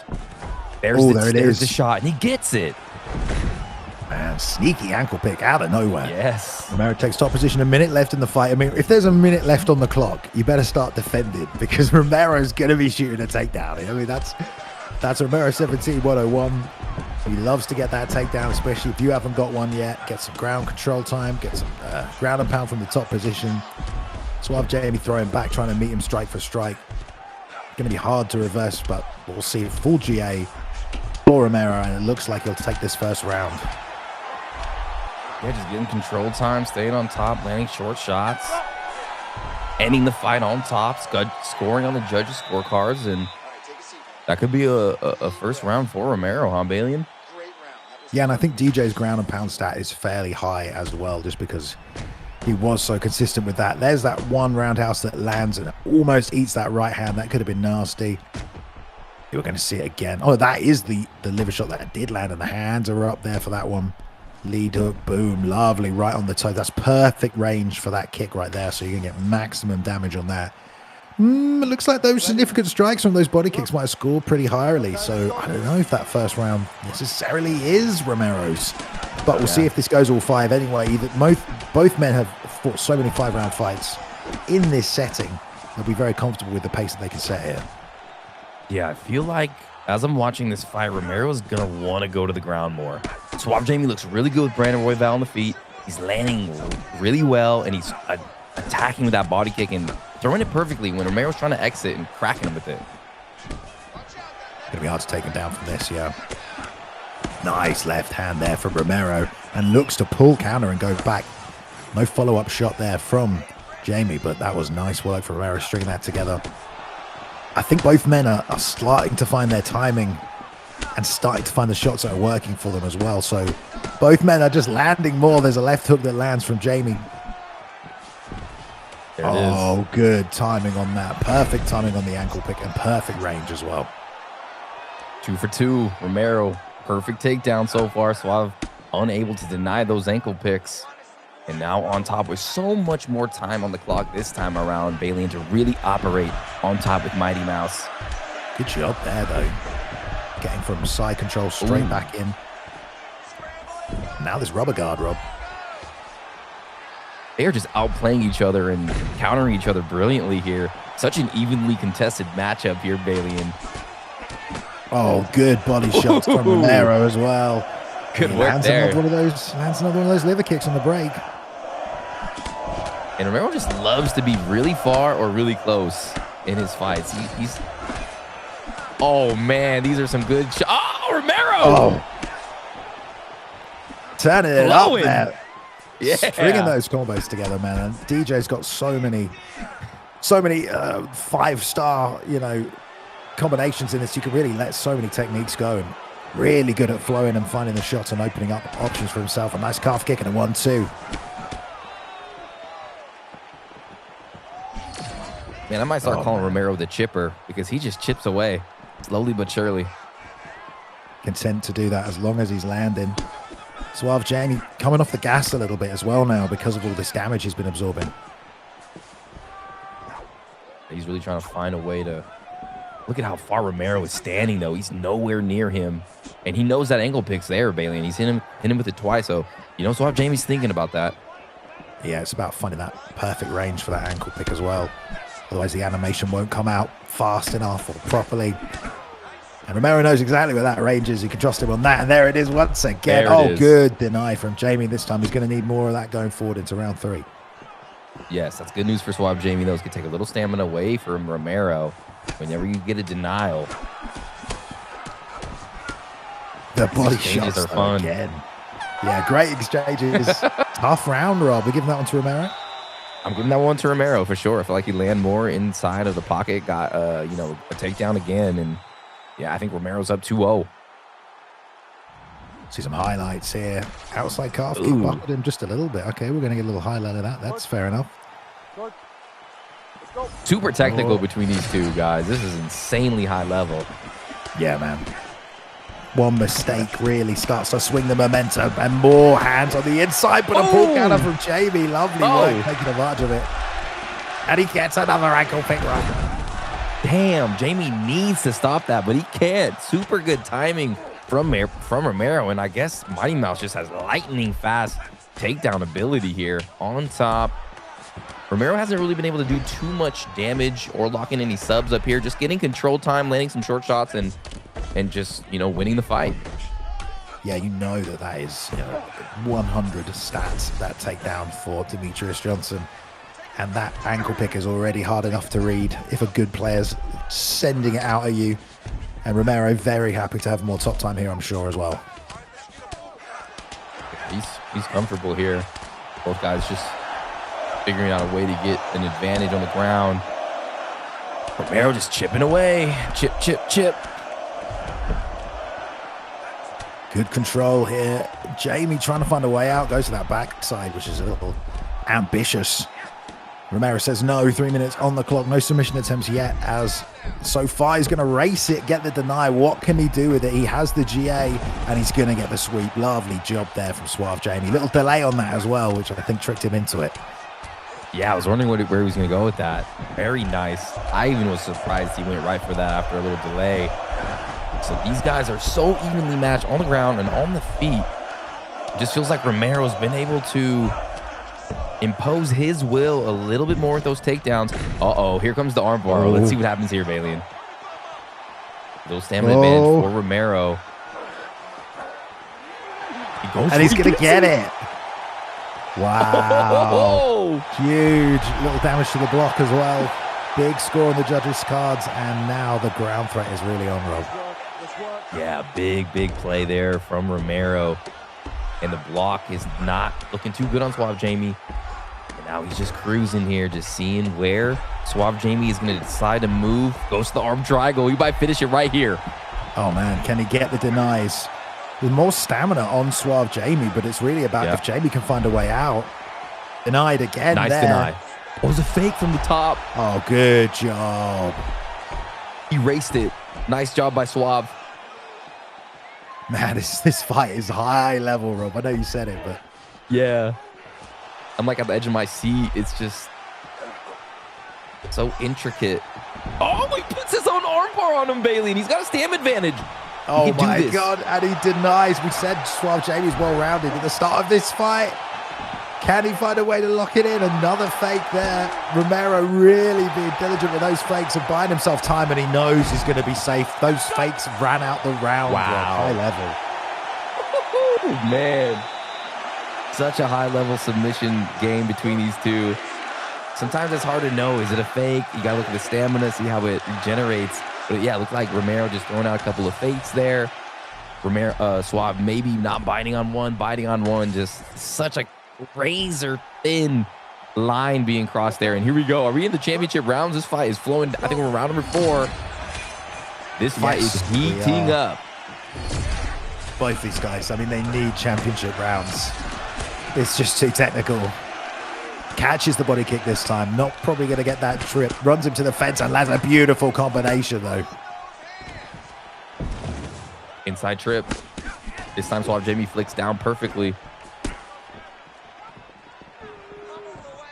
It feels like Romero is ahead, but Jamie is still so very much in this, and there's a left hook into a roundhouse as well. Yeah, Suave Jamie needs this round. He really needs to win this round if he wants to stay in this fight. Ooh, good shots from Suave. Walking him down now. Romero starting to feel the pressure of Suave. The stamina starting to dwindle just a little bit on Mighty Mouse. Oof. Good work yet again. But on the body is Romero. Oh, Jamie breaks, though. Oh, man, this is so back and forth. They're using everything as well. The guillotine. Oh, my God, it's locked in. Oh, he passes. Great job. That was huge from Suave. Oh, right in the full mount. With a stamina advantage, too. What a deny from Romero there. Pushing off the face, though. The ground and pound from Suave Jamie. Added up now, straight. Big shots! He's taking loads of shots. Those were nice. Suave's cooking. Round 4. This is Suave Jamie's round. Looking confident as well, flowing from position to position.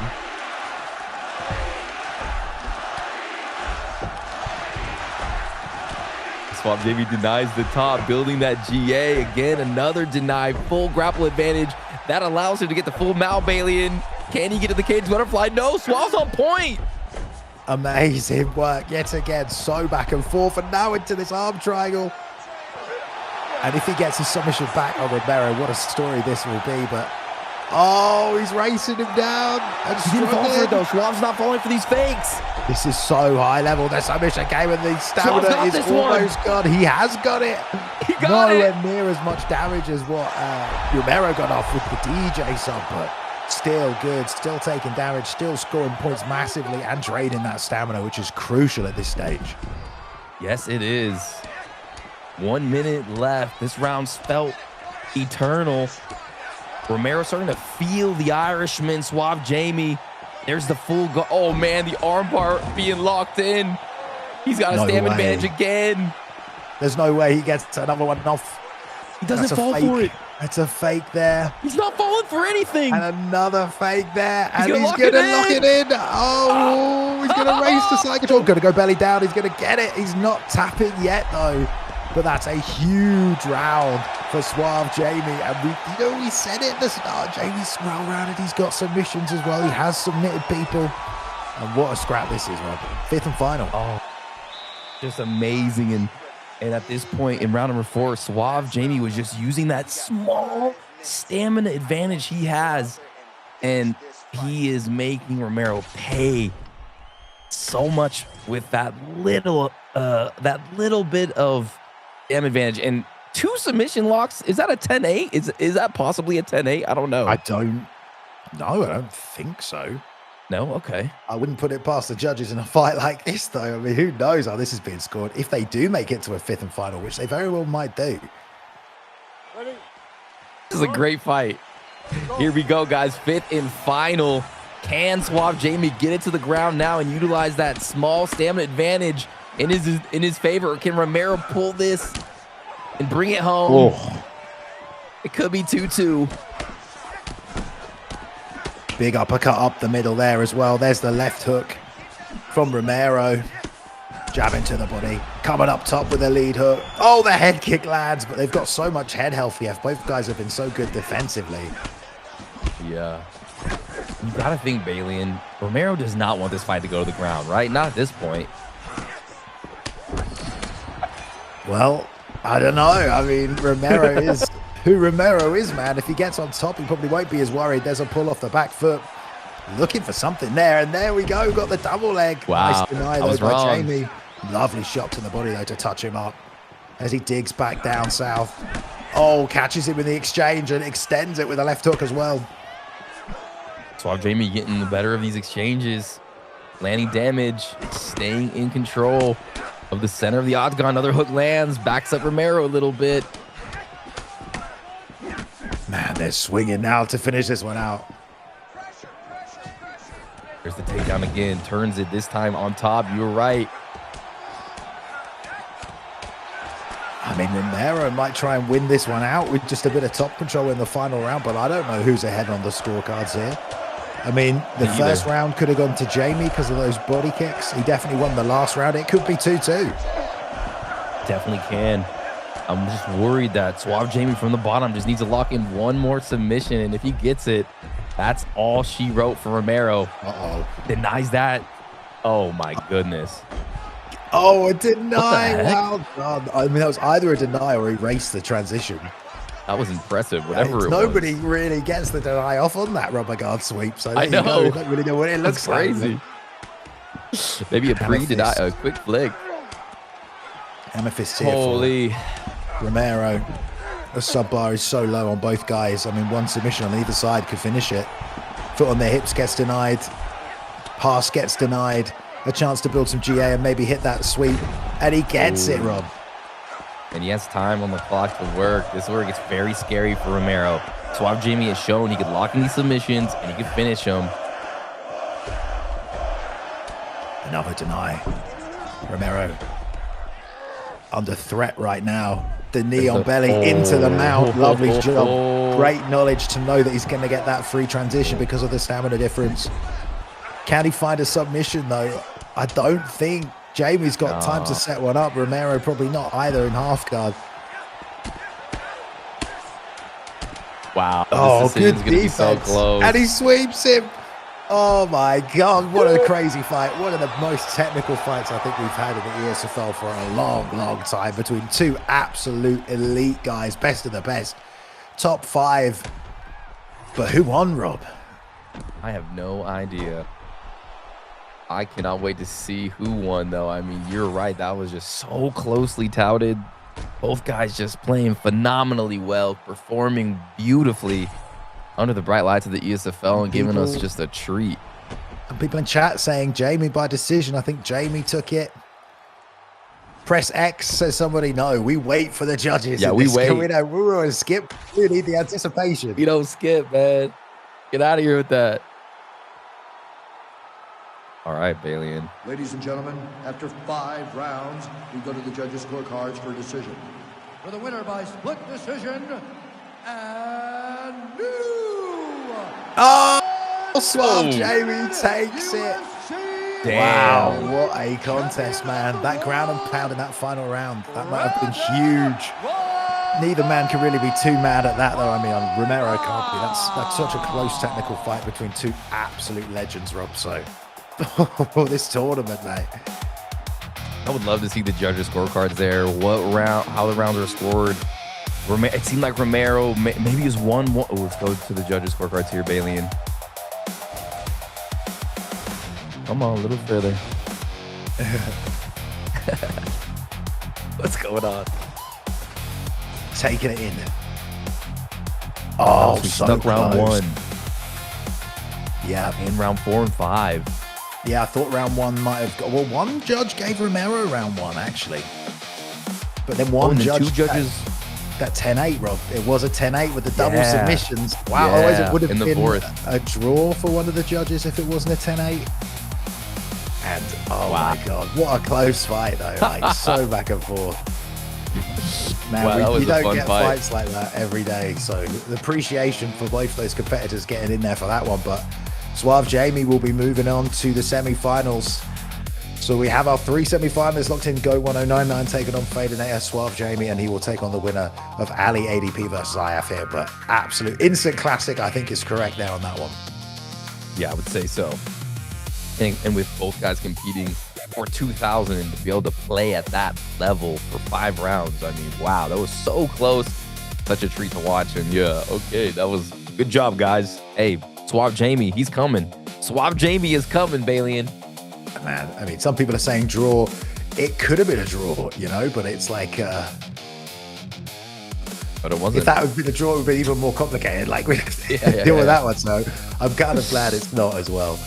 Man, someone is asking for the stats as well, but we, you know, that's not on us really. That's the fighters. We're not controlling the game, so ask the fighters for that one. Anyway, Rob, we've got one more quarterfinal matchup to have between Ali ADP and Zyaf. Both men look good in that opening round. Zyaf looked flawless. He's the #1 ranked guy. We're going back to lightweight, so let's get this one underway. Let's get straight into it. All right, let me just take a breath after that last crazy matchup. But yeah, here we go.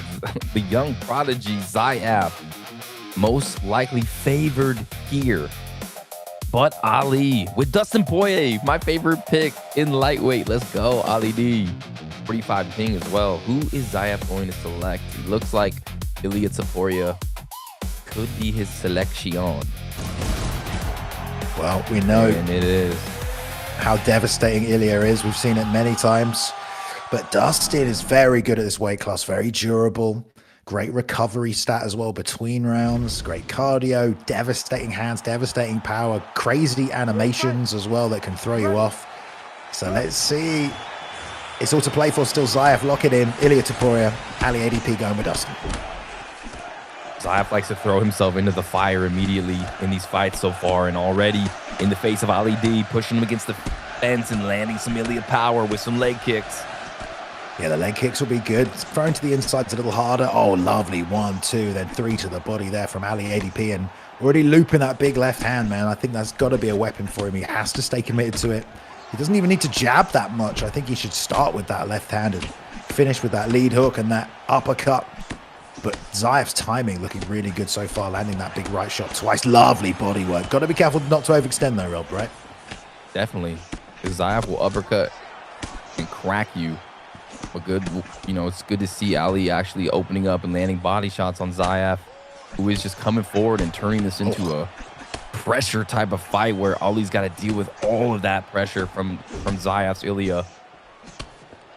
Yeah, absolutely. One of the things Zyaf will do, though, is read your tendencies. So you have to keep mixing things up facing Zyaf. You cannot consistently go to the same combinations because he will try and find a counter. And there, just as we say, that uppercut comes out. He knows that body is getting opened up. So,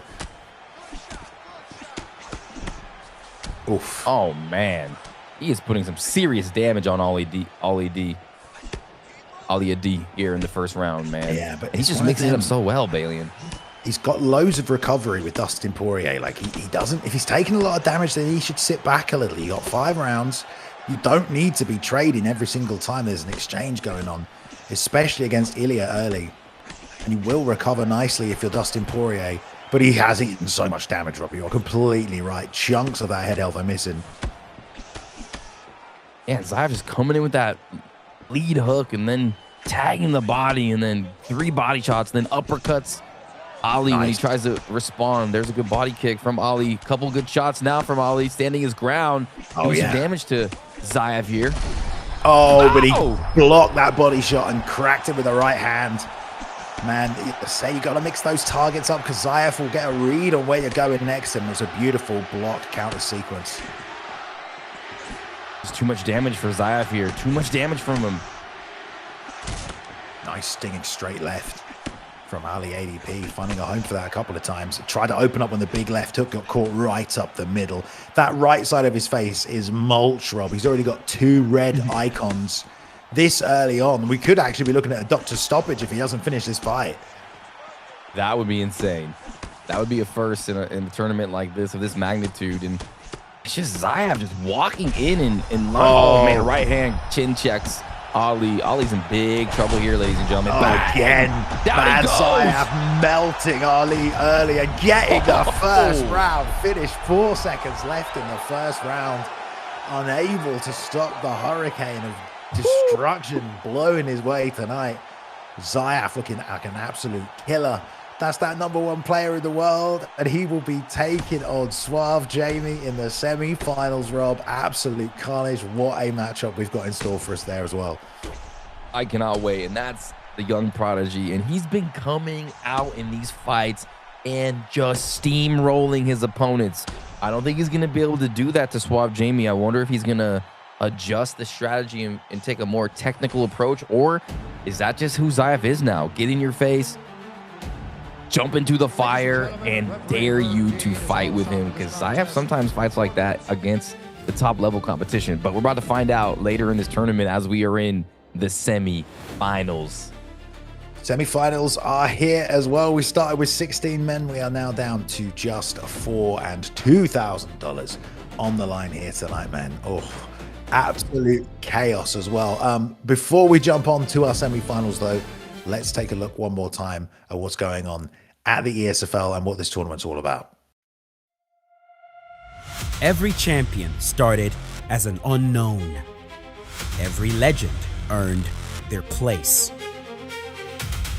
This isn't ranked. This isn't casual. This is where reputations are built. 5 creators, 5 qualifying tournaments, hundreds of competitors. 1 opportunity. On August 16th, the best rise above the rest. Choking bad here, Marshall. That's what it looks like, man. Oh, he might be me. He's me, bro. He's Now me. continue though, Romero. This was a great. I mean, shout out to both of them. But you're right though. I mean, you have to use all your weapons, and I feel like he just got too comfortable in that firefight. Whereas Zyaf, he lives in that, man. Like he's used to going. Jamie is gonna pull away with 2 decisions here. Veteran stuff with Suave Jamie. I mean, Drake for a moment had the fight there. He had it in the first fight. You gotta think Drake is probably kicking himself for not pressing the issue. Hey, Mr. King Capalot, also known as EK Capalot, has now made his ticket, or punched his ticket into the finals, man. This was a qualifier for the finals. But a dominant round from Bang! Cerberus could even be a 10-8. Oh, Gets an uppercut, and that's it. good night. And Cerberus wins, Rom.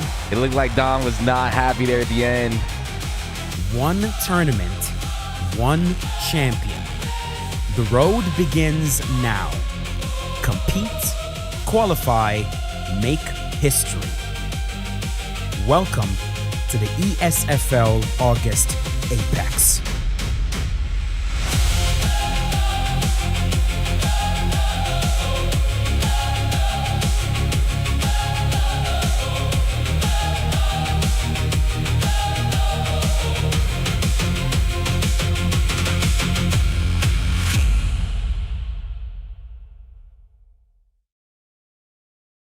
August Apex event, $2,000 on the line here tonight. We started with over 100 entrants across multiple competitions. We had the creator tournaments that many of your favorite content creators put together. We had the Swiss tournament that took place in the ESFL Discord. You can get in there and sign up as well if you want to take part and try and earn your place in another event like this, but 3 legends on the card added, as well as those 4 former ESFL champions. Thank you very much to DubTC, the bot that's making this all possible as well, bringing us the rankings and the legacy. But 100 entrants, Rob, 16 men fought here tonight. We are down to just 4. And I'll say now, Rob, as well, we have number 1, number 3, number 4, and number 5. Number 2 was Romero, and he just lost to number 3, Suave Jamie. So the final 4 of them are the top 5 players in the world, Rob. So it looks like those legacy rankings doing the job to shake up to those final 4. And man, what a final 4 we've got left. Yes, looks like WTC is on point with its predictions and its rating system. And wow, we have GOAT1099 versus Fadanator up next. That's going to be incredible. Yo, let's talk about this fight right here. Alien. Oh, man. How are you feeling? The performances we've seen from both these men tonight have been absolutely phenomenal as well. I cannot wait to see more, mate. I mean, GOAT is looking like his old self. GOAT is legit looking like he might take this whole thing. But Fadanator, Rob, coming out of nowhere.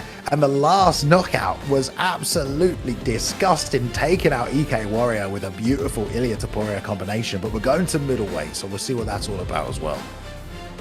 Yes, Fadanator has looked absolutely perfect, and GOAT1099 has looked absolutely perfect. What happens when 2 guys that look perfect face each other? I don't know. Is it going to be even? Is there going to be a mismatch here? GOAT1099 has to be the favorite here, but Fadanator could take his cookies. I don't know. It's going to be crazy. Middleweight. John Strickland. Cookies, is he? He's going to steal his lunch money. Yeah, well, let's have a look here. So just real quick. So Fadanator is number 5 in the rankings. GOAT number 4. Fadanator 30-6. GOAT 36-12. But also the WTC bot giving an 80% chance right here for GOAT to take the win. So we will see how it plays out in the actual fight. Straight to it, right in the middle we go. Sean Strickland picked up by GOAT right here. Fadanator locking in the Anderson Silva pick. And man, what a matchup of styles as well. Lead uppercut, lovely body kick. Going to start to chip away at the breadbasket. Yeah, Fadanator's cracking GOAT, catching him, interrupting his style. And he's starting to crack him early in round number 1, doing damage. Looking like Fadanator did throughout this fight. But 1099 having some real issues here early. Lovely return shot with the right hand there from GOAT, who's really taking his time relying on that Sean Strickland block. He knows Fadanator throws combinations. He knows he throws hard. He's got to find his timing to get some shots off. And Strickland can be really awkward to play with. So I wonder how much practice GOAT has got with Strickland and how comfortable he feels. He picked him up, so we'll have to see. Yeah, great point. I don't see too many Sean Strickland picks from GOAT from when I've watched him. I love the Anderson Silva pick, one of my favorites in the ranked scene. And Fadanator looking real fast and real crispy with these 4-punch combinations with Anderson Silva early.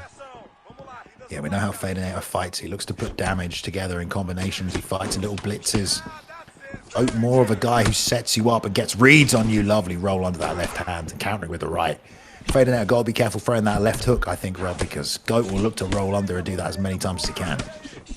Yeah, he did it already once, and that's what GOAT will do is he'll make really good adjustments, and he will hurt you and devastate you and change the course of the fight. But if Fadanator is able to keep this rhythm and keep this momentum and this pace, I mean, he is doing so well so early, has dished out a tremendous amount of damage on GOAT's head. Trying to close that distance is Fadanator. He's put together these lovely 3 pieces, ending with the kicks a bit. GOAT trying to rely on Strickland's defensive stats. Perhaps a little too much right here, but he's having a hard time beating Fadanator to the punch as well.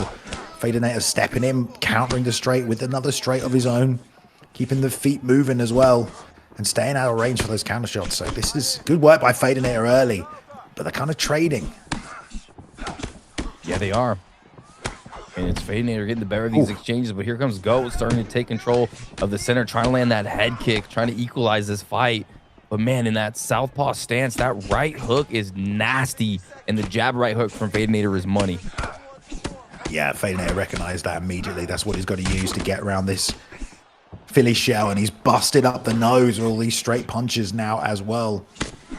Anderson Silva very quick, and the hands are low. It's almost just as hard to read as Sean Strickland. Oh, left hook lands around the guard there as well. Man, he's done a lot of damage to GOAT early.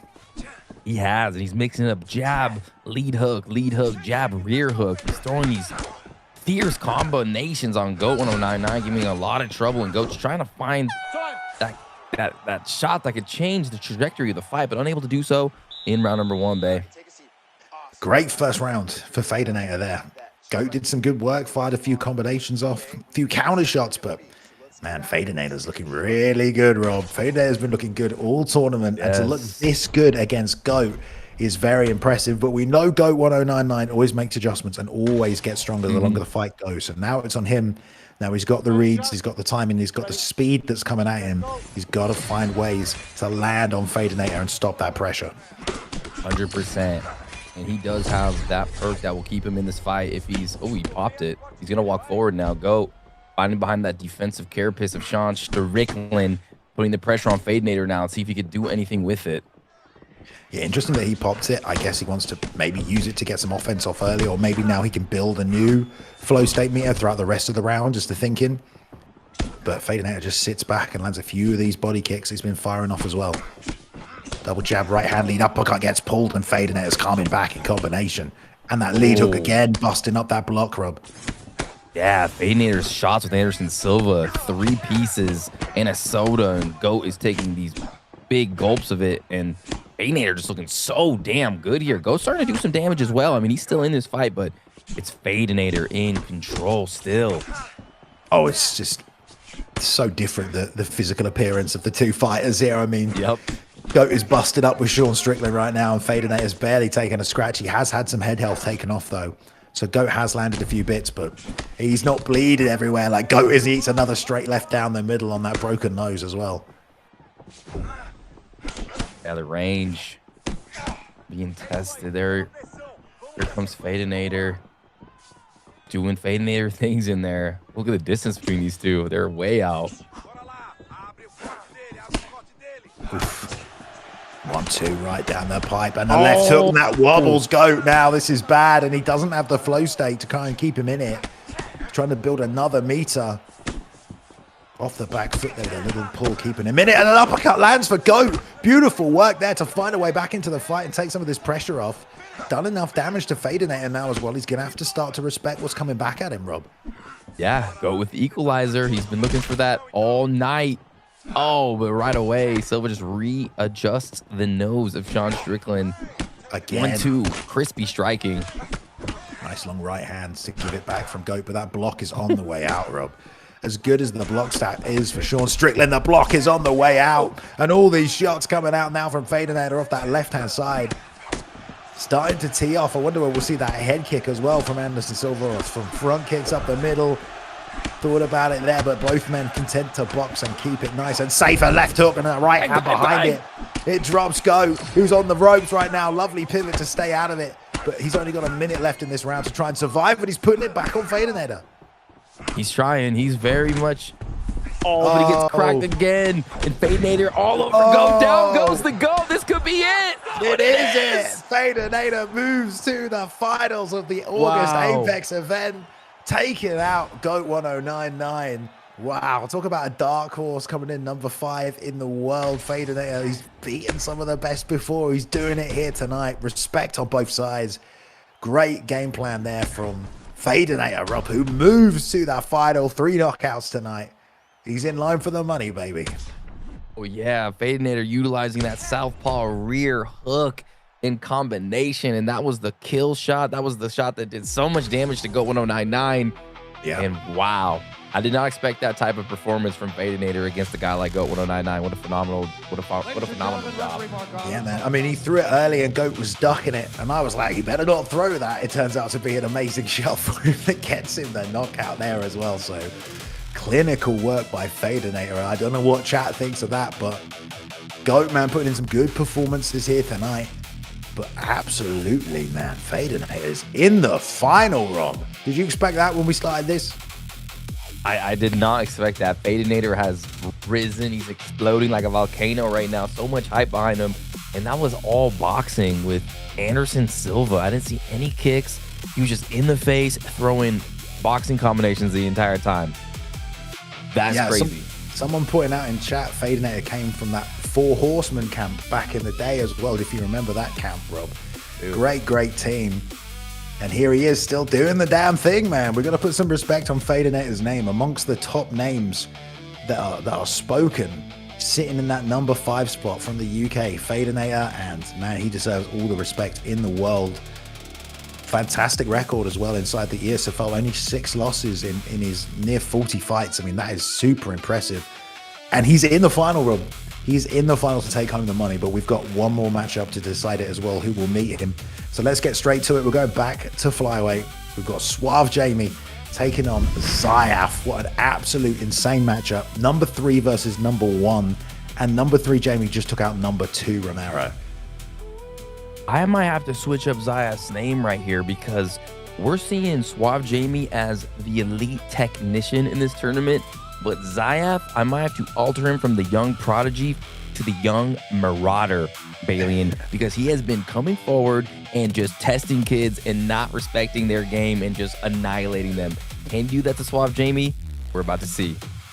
Well, you can see if you just in the bottom corner there, these guys have fought many times before. Zyaf 23 wins to Jamie's 17 wins, which still kind of feels like anything could happen if that's their records right here, but they have met many times. They know each other's game very well. And Van versus Roy Val. Is it going to be Zyaf locking in Van? You don't actually see many people pick Van. It's kind of crazy. No, he's got that power though. He's got those hands. And Zyaf's going to be good in there with a guy like Yan that's going to just push the pace. Van, sorry. It's going to be great. Let's see. And he's got that head movement as well. But here we go, guys. Final semi-final matchup. Place in the finals against Fadanator at this August Apex event. $2,000 on the line. Suave Jamie taking Roy Val. Zyaf taking Van. And they are taking it to each other right away. Center in the ring. Swinging those hooks. And trying to find holes in the armor. I guess Zyaf's going to play the same way he's been playing throughout. A little bit more cautious, though. More in and out movement. He's still backing up Suave Jamie against the cage. Suave Jamie's throwing back pretty well. I like the way Jamie's also circling to his right-hand side. He's not just going straight back right now. And that's setting up that right hook as well. Darting off to the left, doubles up on the straight to the body, to the head. You know, Zyaf is content to walk into the fire, like we said, and look for his counter shots, and he fires back to the body and the head, and a lovely roundhouse. Suave Jamie's doing such a great job at throwing out that straight to intercept Zyaf's forward movement, and then dedicating himself to that body of Zyaf to stifle the young marauder here, who's trying to get on the inside, but having a lot more trouble than he has throughout this tournament, getting on the inside. Got dropped. Bang, Balian. Down goes the young marauder, Zyaf. Man, we have not seen Suave Jamie, you know, compete and win consistently at the highest level in a while, just because he hasn't played that much, you know. He used to be absolutely untouchable, and today he is looking like his old self. We can say that for sure about Suave Jamie right now, dropping Zyaf early, but we cannot count out the young marauder right here. Gonna find his way back to the feet, maybe with 2.5 left on the clock, and Jamie taking backside, trying to put more damage in.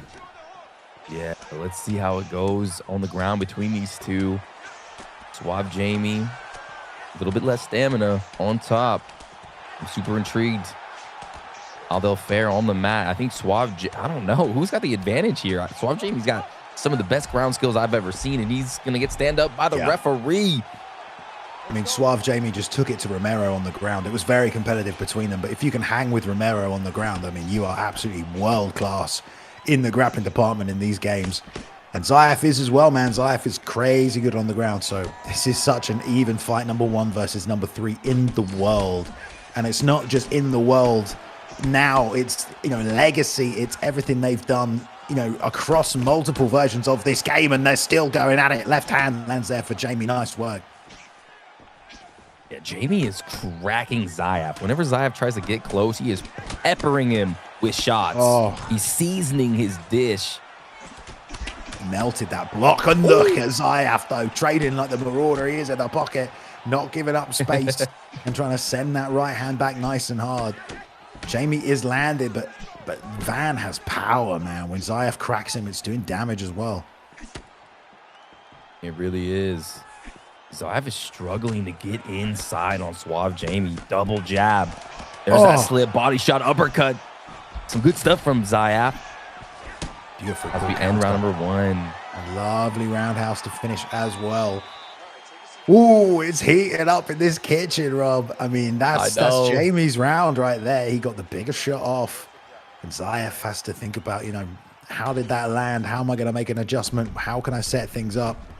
Jab, uppercut, and he eats that left hand over the top. This is heating up. I wonder if the fight is going to go to the ground. Seems like Suave Jamie would have the advantage there with Brandon Royval. Can he shoot those? Question. Head kick is blocked. And Zyaf fires straight back after landing a big shot of his own. Will the pressure get to Jamie as well as the other question? Slips that uppercut and keeps himself alive. Nice. Cooking here. He's landing that liver shot a few times now. We'll see how much that actually pays off for him and how much it takes that stamina, because right now it's all boxing and all lead hand work. Lovely pull from Jamie, and he turns that angle. You see how he's circling, Rob? Not always people circle, but the head kick gets ducked, and this is danger. Oh, there's the low stay, and right away Zyaf just takes him down in the middle of it. Zyaf, smooth sailing in round number 2. He's starting to flow. Doesn't want anything to do with that Royval flow state right now, and also just punishing the use of it. He's got his own one in the back pocket bank that he can go to, and he's going to get him straight back to the feet. We'll see if Zyaf turns it on and uses it. Just wanted that takedown to stop the flow state. Gets right back up. He wants this. Standing, has his flow state in the bag. Suave really trying to go for that jab uppercut. Oof. The left hand missed slightly there for Jamie, and Zyaf stepped forward, took advantage, whiffs on the calf kick. But no real haste from Jamie to put damage out. I think he knows Zyaf is looking for that counter, and he knows how much damage those right hands do. So has to be careful. Looking for that pull. He's got it off a few times. But Zyaf, like we said, I mean, from the start, Rob, you called it. He loves to hang in this pocket and just slip and land on you when you think he's in a spot you can hurt him, and the right uppercut lands. Long guard from Jamie. But Zyaf looking pinpoint tonight. Pinpoint. This is beautiful. This is what Zyaf needed here. Huge momentum in his favor now, doing a lot of damage on the head of Suave Jamie. Suave Jamie really relying on those special blocks. Oof. Or special parries, I guess we could call them, as his block deteriorates. I wonder if Jamie will shoot, because he's getting chewed up a bit more now. Zyaf starting to combo together. Misses the body kick, and Jamie comes back with his own little weight and delay on it, but still gets some damage off. Jab lead hook yet again from Zyaf, trying to pick through holes. There's a nice tight straight left slip, rear uppercut, and combos back through another rear uppercut that drops him. Absolute insanity and sends him to the mat. He could take top position here, fakes it, and denies as well. No, that was a denial by Zyaf. There we go, back to the feet. Suave Jamie interrupts Zyaf's cruise and drops him in round number 2. This is such a crazy heated fight. Watch out, Suave Jamie's trying to make him miss and make him pay. And we got a barn burner for y'all today. Yeah, both men hurting each other in this semi-final matchup. A spot against Fadanator and a chance at $2,000 here tonight. I think everyone will be $2,000 richer on a Sunday evening. Lovely straight left lead hook, and then just gives it back to him with the lead hook as well. Though you talk about Zyaf wanting to trades through that right there. Zyaf's got to be careful. He's doing real well, but he cannot get countered like he did by Suave Jamie. He has been doing good mixing in those leg kicks, though. And there's another one there. Blow states popped for Royval. Last time he got taken down. This time he's eating a ton of damage. Zyaf kind of just waiting on him to go. He's done some good work with that uppercut, Suave Jamie, and it was that slip uppercut that hurt him. He hurt him again, and another uppercut sends him down. Remember, Jamie used to have a great uppercut on McGregor, would slip fade back from southpaw. He's using that same tactic here against Zyaf, and chaining a lot of offense together gets the trip also. Man, Suave Jamie is looking so good right now. He is giving the young Marauder everything he has ever asked for, and now on top, Brandon Royval's got the submission skills. Can Suave Jamie lock these in like he did against Romero?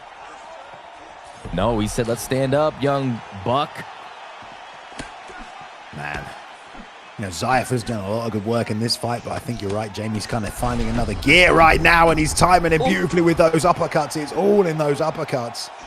Stopping that body work and also catching Zyaf clean time and time again. Trying to pitch and throw back, but man, this is an absolute war. And he's looking for those slips and counters. It's really the difference maker right now in this third round with Jamie. Yeah, you can feel it. Suave Jamie has entered the virtual matrix right now. He's figured out I'm the one.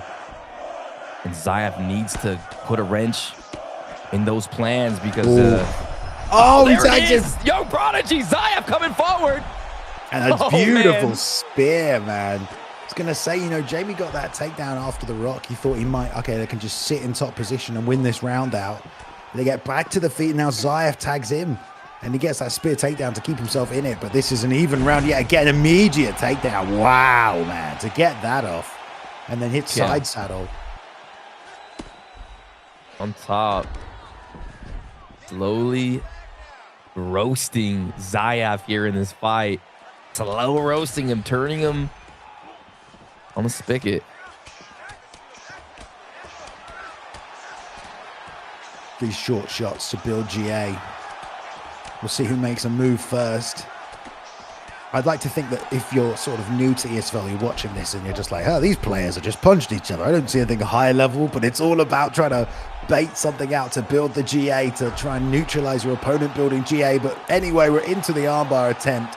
He spins out of it to keep himself safe. Zyaf showing off the ground game right there, and stamina looking a little low for round 3. Do you think, Rob, on Zyaf? Oh, he pulls it with a straight right, sends him to the canvas. This is gonna be it. It's over. Oh my gosh, what a sequence.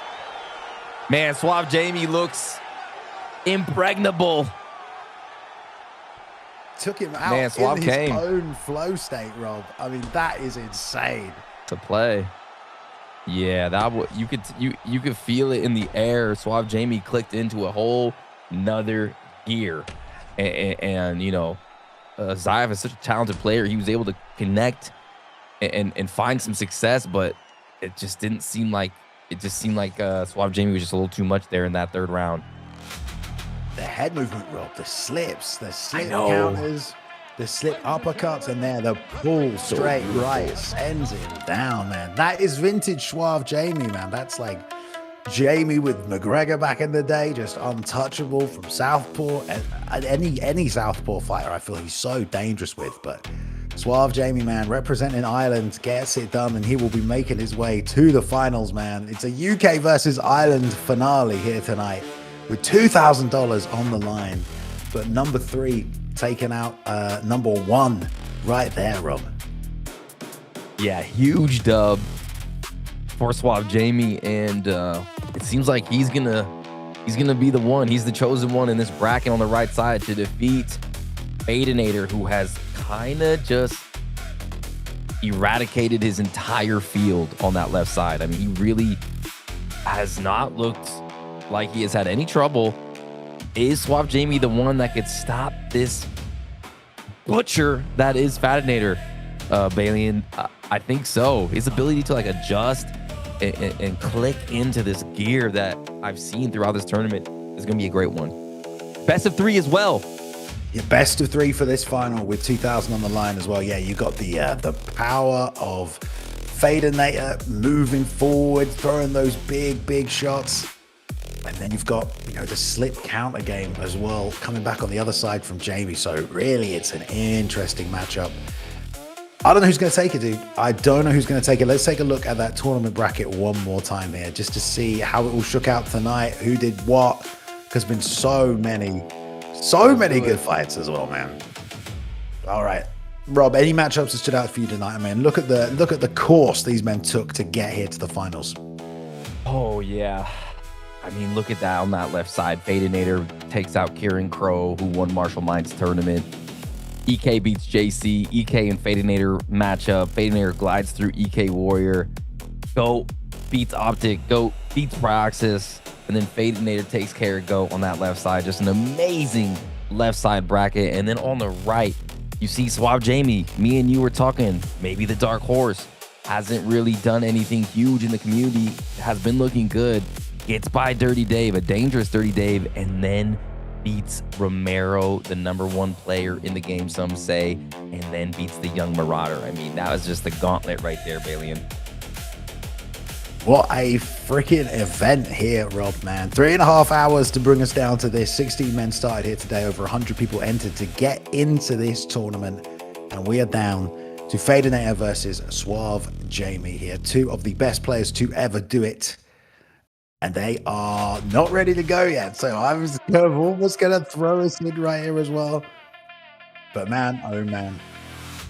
We could run all good.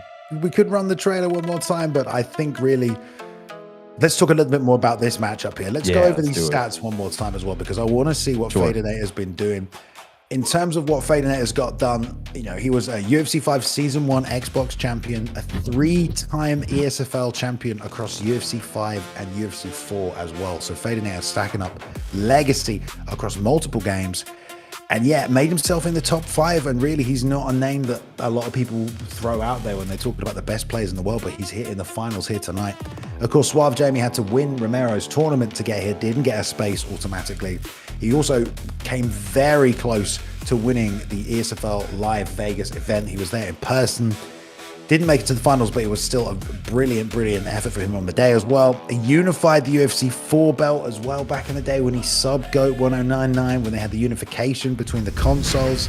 And yeah, 4 straight UFC Xbox title defenses as well. That was peak Suave Jamie when we talk about that, Rob, when he was just defending that Xbox belt over and over again, man. So both of these guys doing good. Fadanator, 10 title wins. Suave Jamie, 11 title wins in the ESFL, Rob.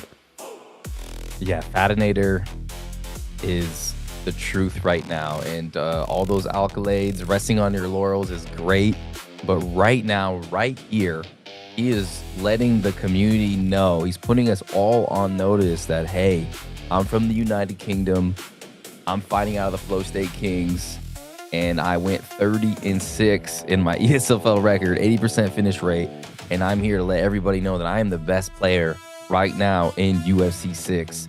And Suave Jamie from Ireland, 37-14, has the opportunity.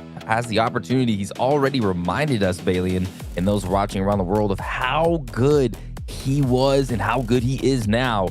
But whoever wins this best of 3 and brings home $2,000 will be the biggest money tournament in this game so far, and they will be considered, in my eyes, the best player in the world. Quick shout out to Accomplished One in the YouTube chat as well, dropping in the donation. Thank you very much, my friend. I hope you've enjoyed the event. I hope everyone has enjoyed the event here tonight. But let's go to the picking stage. Best of 3, Rob. We're going to start bantamweight, and we've got Suave Jamie taking on Fadanator, man. And these guys have fought each other before, and I'm looking at the stats. Fadanator is 6-0 against Suave Jamie here, but who knows how it's going to play out tonight. Jamie's in another gear, Rob. He is, yeah, he really is in another gear. You're right. I'm noticing he takes a little time. He clicks in though. He has another level compared to these other athletes that he's been playing. His ground game against Romero, the intricacies that he's able to display for us, his focus is like Ian Machado Gary, but even better. He actually beat Islam in that multiverse in the fight yesterday. But, you know, I think I'm going to make Fadanator. His name is Fadanator. He doesn't want us to call him Fadanator. We always call him Fadanator, so we've been saying it wrong for years, bro. I think that's your fault. No, Jacob. I know it's my fault, but we're going to change it. Balian, Fadanator, the Terminator, in this tournament against Suave Jamie, the cerebral technician. Here we go. Best of 3. Let's get it. Best of 3, 5 rounds, $2,000 on the line. Suave Jamie O'Malley right now. And Fadanator with Piotr Jan already trading on the inside. We've got a nice southpaw on Jamie. Fadanator here, man, with a whirlwind ready to unleash to Piotr Jan. And I love that Piotr Jan pick. Not a lot of people are going to pick Piotr Jan against a Suave Jamie. We'll see how that works out for Fadanator. And right off the bat, he connects with some big shots. Oh, right, he's hurting Jamie early. Man, Jamie's trying to slip and he's leaning straight into those shots. So Mally very hard to deal with for a lot of people, but Fadanator on the inside eats that rear left uppercut though. That is the money shot he used in the last matchup there to get so much damage off, and a little back step saves his chin, and the ducking roundhouse lands for Fadanator. Huge damage early. Beautiful shot and well timed, and another looping right hook that just won't stop touching the chin, Rob. No. Oh, uppercut sneaks through for Suave Jamie, and every time these guys are hooked or in trouble and hurt, they pull perfectly. They're moving and grooving and just looking so phenomenal in there as Suave Jamie is starting to add up some shots on Fadanator, but it is Fadanator that's having the bigger moments. Good job there with that right hand yet again. He's crushing Suave Jamie with that right hand over and over again. Gonna pop the flow state and hopefully buy himself some time. And we got the ankle pick. Fadanator showing he's ready to wrestle, but we know Jamie is solid gold on the ground. Let's see what happens down here. Man, that ankle pick throughout this tournament has been such a successful takedown. You got to think, hey, they're probably going to take me down if I do my flow state, but you know, Suave Jamie's just not ready for it. Fadanator making a quick play on top with Pitorian. Denies that from the top, man. Fadanator, the Terminator is doing so well here in this first round. Yeah, Fadanator on the back now. Attacking the body. You don't see that very often from this position. I don't think many people even knew that strike was available, but he's just chipping away. Nice work. Going to roll to backside yet again. And might look for his posture up damage here if he can get it in. 120 left in this round. Oh, I love this spot as well. Hit the sprawl to beat the body up even more. Looking to damage that body. Oh, those are huge shots, Rob. Yeah, those are nasty. Look at that block.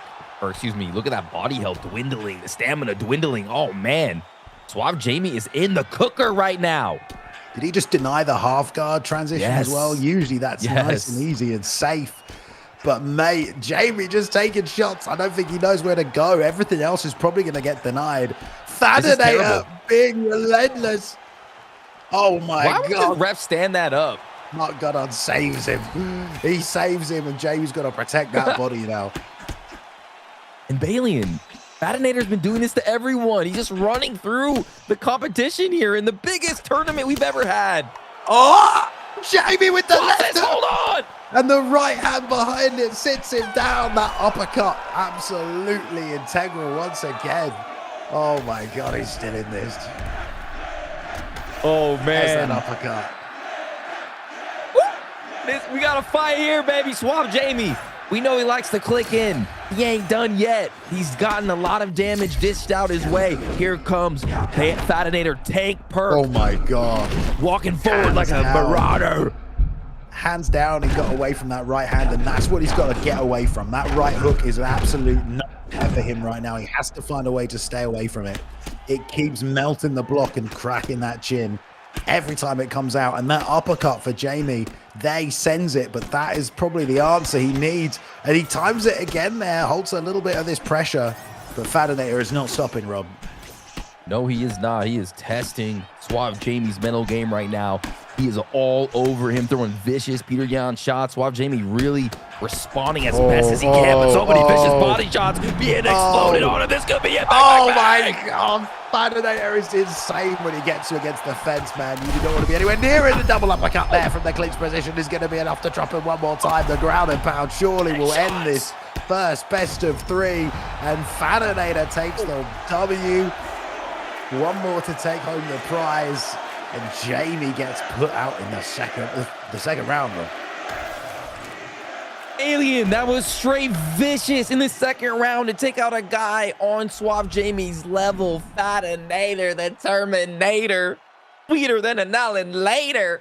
Slicker than Darth Vader. Sorry. Go ahead. No, come on, man. That was brilliant. Beautiful work there from Fadanator in that first round of the best of three. Jamie cracked him at the end there with that lead hook and dropped him, but man, the damage early was consistent. That right hand was landing, and that sprawl position, man, that contributed to that finish because of all the damage he did to the body in that finishing sequence, rocking him all over the place. Are they going to go for the same picks? I think they might have to, or maybe they just want to, but man, if you're Jamie, Rob, what do you have to do to make the adjustment in this next matchup? I have no idea. He's gonna have to figure out a way to stop the train. You know, Fadanator is just coming forward. He's landing vicious shots on the inside with Peter Yan. He's got to stay at a distance and really make him miss, make him pay, move, use those pivot lunges, and just stay away and just try to tag him with some elegant strikes, because that was just a brutal fight in round number 1 there. And his back is against the wall. He's facing elimination. He's got to figure it out. I don't know, Bailey. What do you think? Fadanator might just be too good here. He's got to get away from that right hook, right? He has to find a way to get away from that right hook, and he has to find a way to counter and counter hard. And he has to box because he can't get any space to kick, not against Jan either. Circling to the inside now, but there's a beautiful right body kick to start things off, and the damage that Jan puts out is insane. Oh, the ducking head kick lands again. Yeah, and Suave Jamie with this O'Malley pick has no ability to go to the ground. He's just waiting as well. He's waiting a little bit, and Fadanator doesn't take he doesn't take his fingers off the buttons for half a second. Jab lead hook straight right yet again. He needs to go backwards a little bit more. Now, man, he's dropped him already. Fadanator absolutely wants to take home the money tonight, non-stop. Jamie's got to throw back. I just feel like, he landed it, and again he landed it. Fadanator. Mate, that uppercut from Jamie is his #1 weapon. That's his MVP right there, and he has to find a way to keep landing it. Yes, he does. Oh my God, brutal. He's got the tank in front of him with the flow perk. And Fadanator just seems to be getting better and better. Overhand lands. Down goes Suave Jamie. He has him against the cage. This could be it. Oh, this could be it. Straight back on it. That overhand so beautifully used to melt the block. And now the ground and pound full mount. Great work by Jamie. Just staying right, but you've got to feel if you're Jamie, this is a huge deficit to come back from. You've got to win another round after this. And Fadanator could smell the money, Rob. Oh, what a shot. It's almost like they're fighting at different speeds here, Balian. Fadanator's got Super Saiyan quite literally. Yes, he has. That uppercut was almost there. Oh, the right hand there. That's a good shot from Jamie, but he needs to be careful. One more big rock, and he gets on wobbly legs, and it could be over. So Drew and Fadanator has forced Suave Jamie to fight at his pace. This wild, electric, fast pace, and it's Fadanator who loves this pace. It's so hard to get away from Fadanator. He's been doing this to people across 3 different UFC games now. Oh, jab lead hook, and Jamie tries to fire back with the right hand, but Fadanator reads it. Pull counter left hand, doesn't land. He has to be so on point. Lovely lead hook to the body. It almost feels like you've got no choice with Fadanator but to gunsling to the head because of how much pressure he puts on you. Uh-oh. My God, what a duck. That's it. 2K in the bank. Take it home. What you drank. The 2000 is Fadanator. 2 wins, 2 knockouts over Suave Jamie. #5 in the world. May have just jumped up some rankings, but that is a beautiful, beautiful performance from Fadanator. And he goes home 2 grand richer, Rob. Yo, Fadanator, the Terminator, 2000 in the pocket. All the momentum in his corner. I mean, that was just insane. He's on another level than all these guys. He is on another level than all of these guys in the tournament. Fadanator is different. He built different. Wow. I'm so impressed. Fadanator is here. Best player in the world. Fadanator. And new. Fad. The Terminator. I mean, we should just start calling him the Terminator, honestly. I mean, that is a great nickname for this guy. Fadanator's always fought with a ton of pressure, man, but that was just on another level here tonight. Just unable to stop it. Anyone who came across, he just melted in front of him. And Jamie had no choice, really. Jamie, even with someone like O'Malley, he couldn't get an inch of space to set up any kicks. He couldn't get an inch of space to be straight, really. He just had to fight in that pocket. And unless you can beat Fadanator in those tight exchanges, you are in for a short night. And we found that out this evening. Congratulations, Fadanator, the Terminator, taking home 2 grand right there. So well done, my man. Well done. Brilliant, brilliant job here tonight. And what an event, Rob. I mean, just an amazing event, Bailey, and so many great fights. And I'm just thinking, is that finale right there? Is that going to have a butterfly trickle effect throughout the community? Are we going to see a bunch of Fadanator clones and people fighting in this vicious wrecking ball manner, almost Swiss Lebix-like, but even, like you said, a Super Saiyan type level where guys are just forcing each other into these chaotic exchanges? Who knows? But the community's on fire. That sounds awful. I don't want to deal with that. I know, right? mean, Jamie did a good job, finding some counter Yeah. shots in there as well. But Fadanator is just on another level tonight. Like you said, man, he literally went Super Saiyan. His brain must have been moving so fast. I'm sure he's covered in sweat right now as well. But hey, man, it's all worth it for 2,000.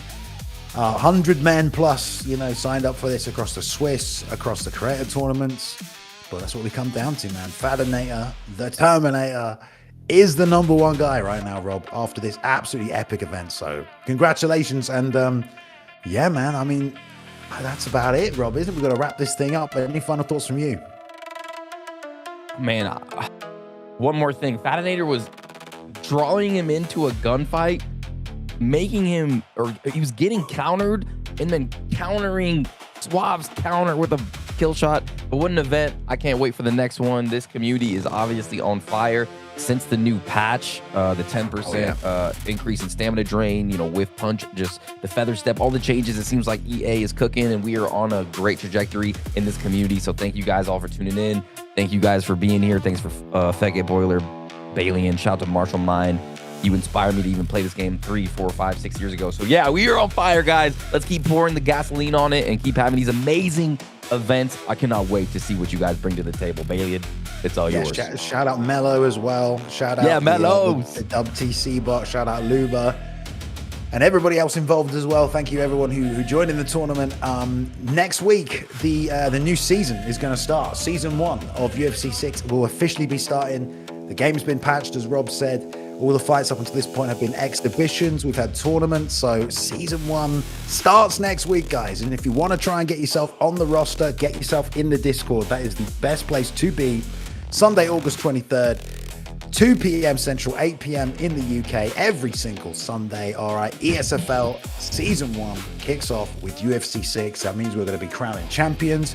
Champions will be defending belts, the rankings, legacy, and we'll see if Fadanator can take that title home as well, Rob, after this tournament also. So thank you very much, everyone, for tuning in tonight on the YouTube and on the Twitch. We appreciate you. If you give the stream a like, it means a lot. If you drop us a follow on Twitch, you can find us again.